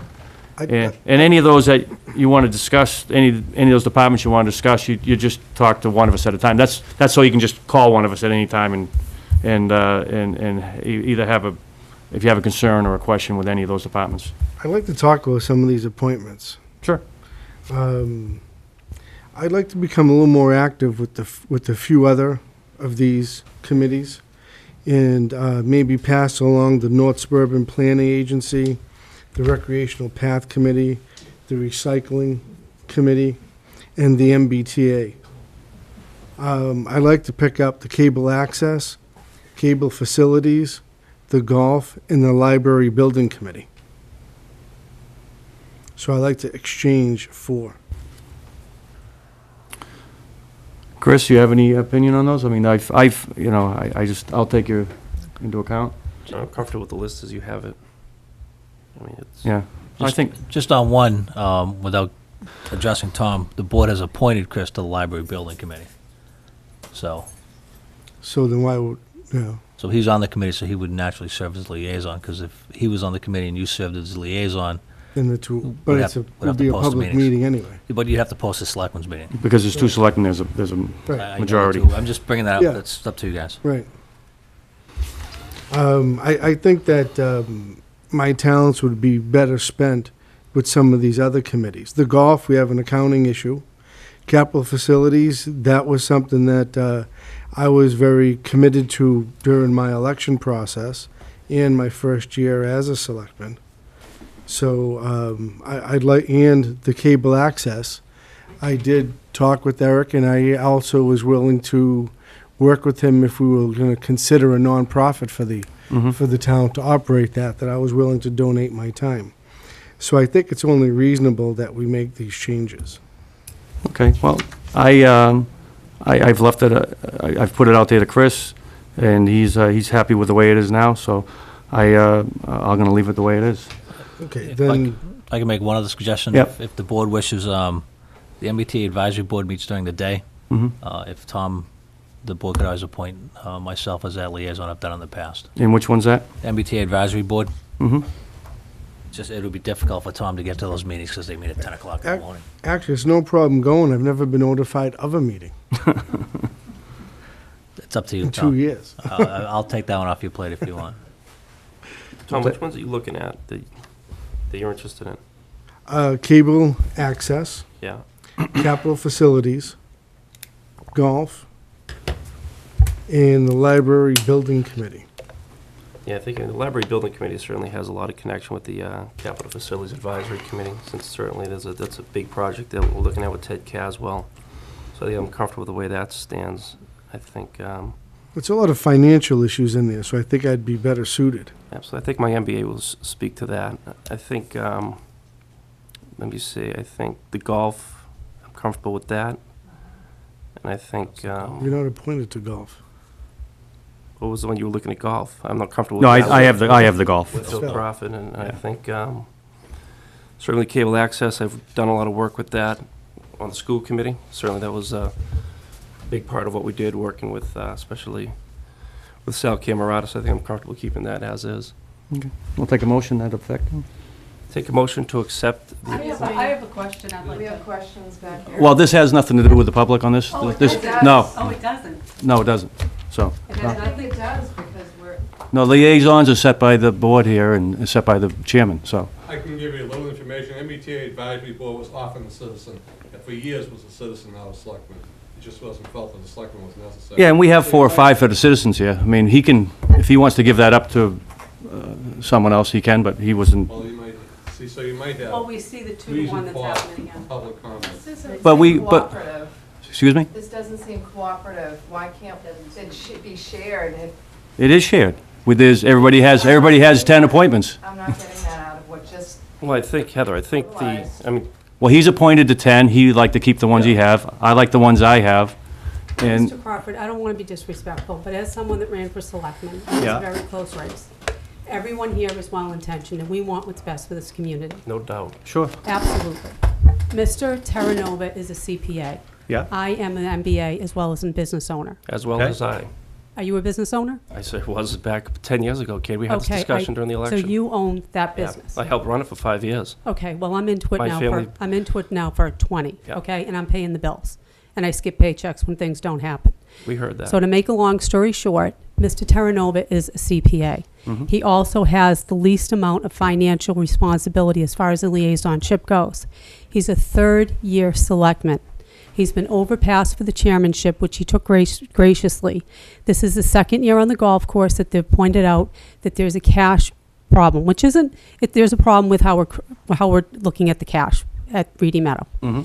This is the second year. So he has the background to look at this. At the same time, I know we want to build a clubhouse there. We also want a new library. So if you look at the future projects that are happening in Linfield for the betterment of the town, Mr. Terranova has no say in any of them. You and Mr. Barrett are positioned for the future of the town. And what I'm saying as a private citizen and someone that ran for office and came very close and talked to a lot of people, there needs to be parity within our 3 selectmen. We can't always have 2 getting the best positions and 1 that has the technical know-how, expertise, and was voted in by the people. We're not saying that. All we want is parity between the 3 selectmen for the future and the betterment of the community. And we know that the school committee, Mr. Barrett has that has a lion's share of the revenue. So there will be some disparage, between the actual numbers. But we are looking for our 3 selectmen to bring us into the future, not just 2. Thank you very much. Thank you, Katie. I also find that your comments about the library committee, the library committee, I believe, was appointed in March. There weren't very many meetings. So to say that Mr. Terranova has not enough experience with the library committee, how many meetings were there from March to the election? Who said anything about him not Hardly having any of experience them. with the library committee? Well, you said that Chris was already on it. But if Chris was on the library committee, there weren't very many meetings Well, there's been about, because the appointments were done in March, the end of March, I think. Okay, what's the point, So Mr. Mr. Campbell? Terranova is not going to take much time to get up to speed with the library Okay, well, committee. he would like to stay on that committee. So if he was willing to give up the committee, I would consider it.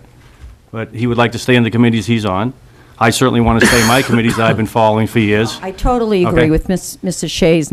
It's very obvious to the public at this point what's happening here. Doesn't seem cooperative. I'm Well, just here- hearing what you're It is talking about. cooperative. He's on the boards and liaisons he asked for at the beginning. All right, no one's asked me to make a change on this year at all until 5 minutes ago. Okay, and we came into this meeting knowing this document has been produced for some time now, so. Change is requested, and it was Yeah. no, no, no. Why can't we sit down and have a more cooperative discussion? Because it's the Board of Selectmen liaisons are set by the chairman. Yep. I've had mine for several years. All right, I had a lot of these same liaisons when I was on the Finance Committee. So I'm comfortable with those. I asked Mr. Barrett if he had any interest in exchanging any of his. He had said he'd like to stay with his. So, and that's where I'm going to leave it. So it's up, and these are liaisons. You don't make decisions on any of these. What do you mean, You- me? As a sit- No, I'm just saying, we don't make decisions individually on anything. You don't have any power as an individual. But could you share You only have power as a board when we vote on something. together as a We do, liaison? we do. Mr. Terranova has 10 of these. Just the only thing I would add, this, you know about the transparency group in Linfield and so on and so forth. Just sitting here objectively, 'cause Yeah. I don't really know any one of you well. You have to look at experience, no offense. You've been a selectman for under 2 months. He's been a selectman for 3 years and is a Well, CPA. So if I look at some of those boards, very objectively as a business person, I think he makes a very good point. And I think you guys really should think long and hard why there was no one in this room. You know, where citizens are not participative because of perceptions, and maybe you want to think about trying to change that. Well, I think, no, number one, I was on the school committee 3 years prior. As Katie Shea had mentioned, I had worked with my committee to help develop half the budget of the community of Linfield. So the person who's sitting up here, who's actually had the last 3 years of working to develop a budget, which is the largest budget in the town of Linfield, is me. Now, I certainly have an MBA. I've helped run a business, and insurance was a very successful one in Everett for 5 years.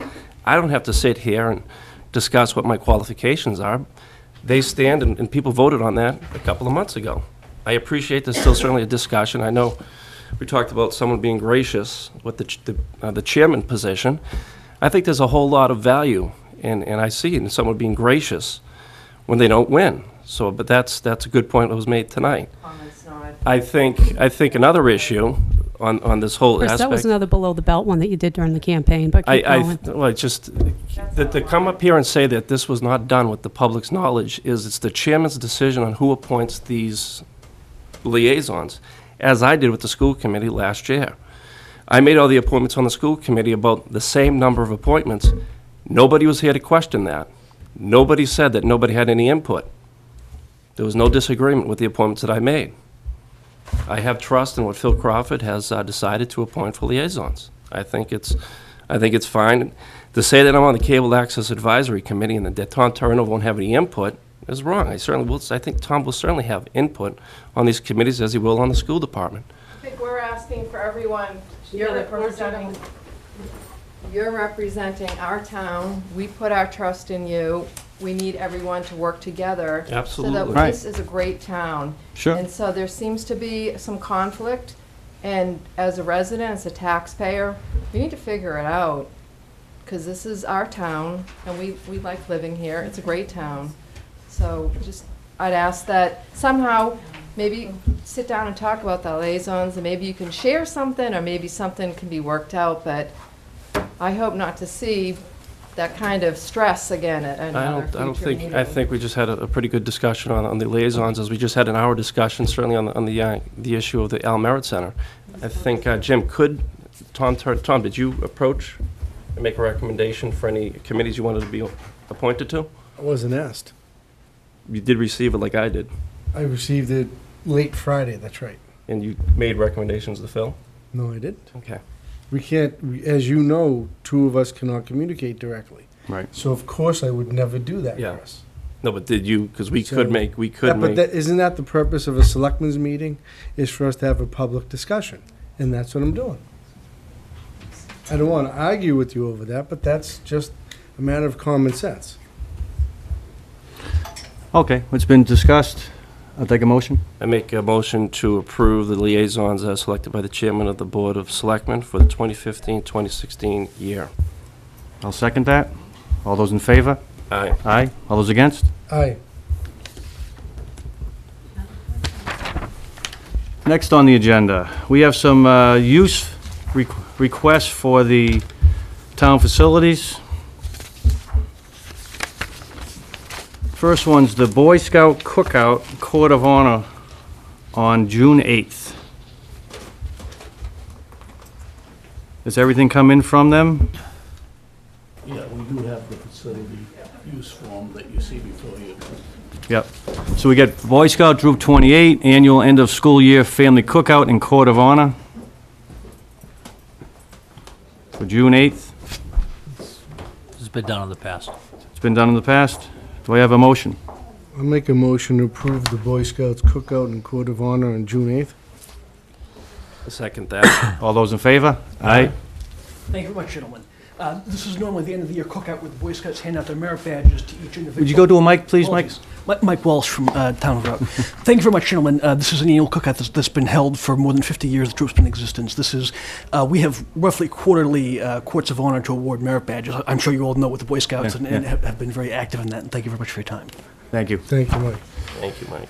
The second one we have two private use requests, both from people from outside of town.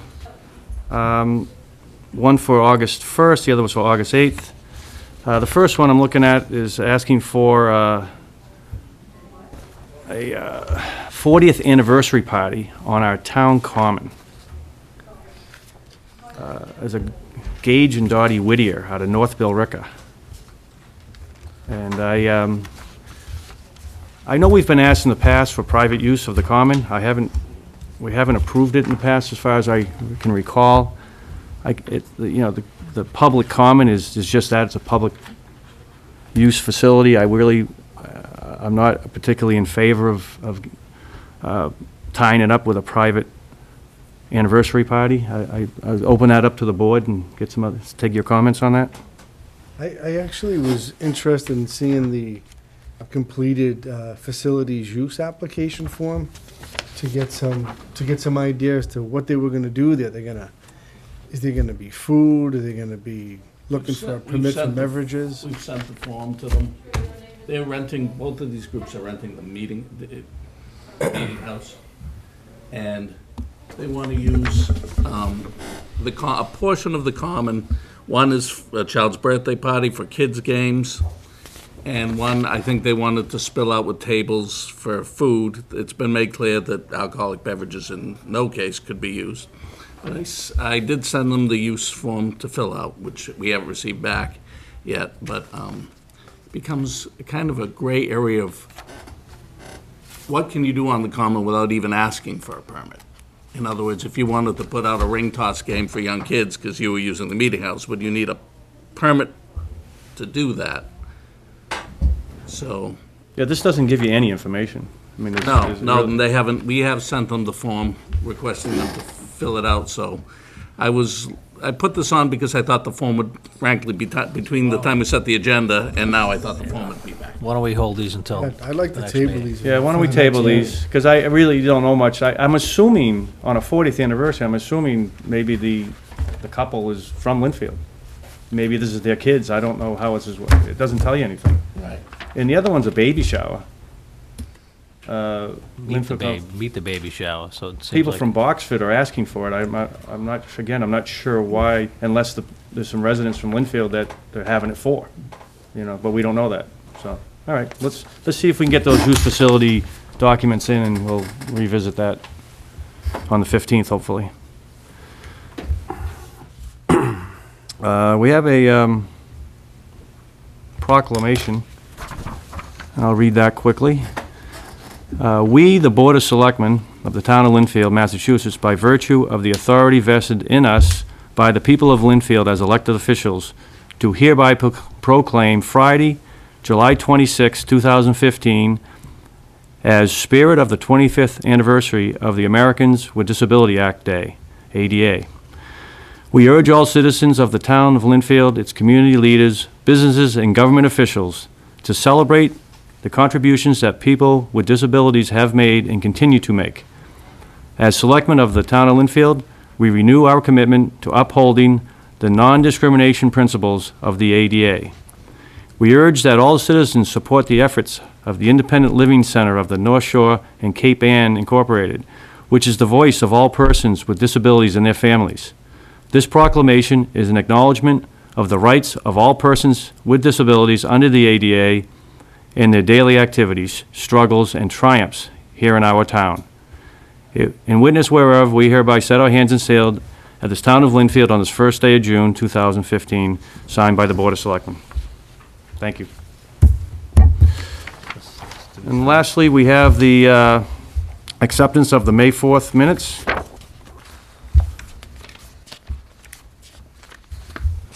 I'll make a motion to approve the May 4th Board of Selectmen minutes. Second that. All those in favor? Aye. Aye. And before we adjourn, I would like to remind people that we are still looking for some board members. I know it was in the paper. We have several boards that are still looking to be filled. The Personnel Board is one of them. We have, it's a 5-member board. Coincidentally, the only member on the board right now is Mr. Barrett. We do need to get that board back in new shape. So we'll look at that in probably either the 15th or maybe the middle of July when we have some applicants for that. Also, maybe Mr. Curtin, can you tell me the other boards that we're looking for members on? We have a vacancy in the Board of Health Mm-hmm. due to Dr. Jameson's recent resignation, Yeah. as you recall. And we have a vacancy on the Cultural Council. And I'm working on the renewals for asking people, because we reappoint them as of July 1st, so at your next meeting, you'll have a list of people who are eligible for reappointment, and I'm querying them now to ask if they're willing to serve again. And I do know that another member of the Cultural Council won't be able to serve. And we have one vacancy on the Historical Commission because of Linda Gillen's recent resignation. So that's it right now. The Personnel Board, Board of Health, Cultural Council, and Historical Commission. Is there going to be, do we know at this point if there's going to be an opening on the Board of Appeals? Has that been determined yet? No. No, okay, thank you. And other than that, I would like to just thank everybody that worked on the Memorial Day Parade. And it was a lot of fun. Well, the three of us all got to walk on that, and we did the early parade in South Lynnfield, and then the 10 o'clock parade through the center. It was a wonderful day. Jason Kimball and all the people that helped, Bruce Siegel, they all did a wonderful job, and everybody that marched in the parade, thank you for participating. It was a wonderful day, so thank you. I also like to thank everybody for that Memorial Day parade.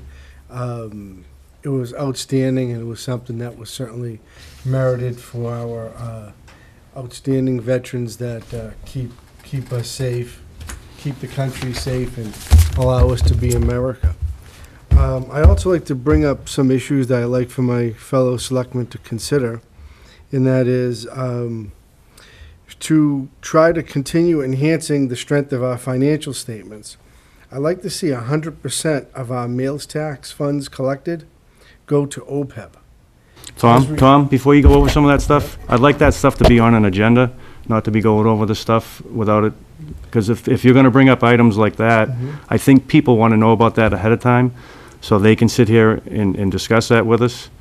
If you're going to bring up other things, I mean, we typically try to use the end of the meeting to thank people or make an announcement So then take this as a request for the next meeting. I'd like to have that go on the agenda, along with, as I've been asking for probably 2 months now, for the town accountant to come in on a quarterly basis so that we can review the town budget as compared to actual year-to-date figures.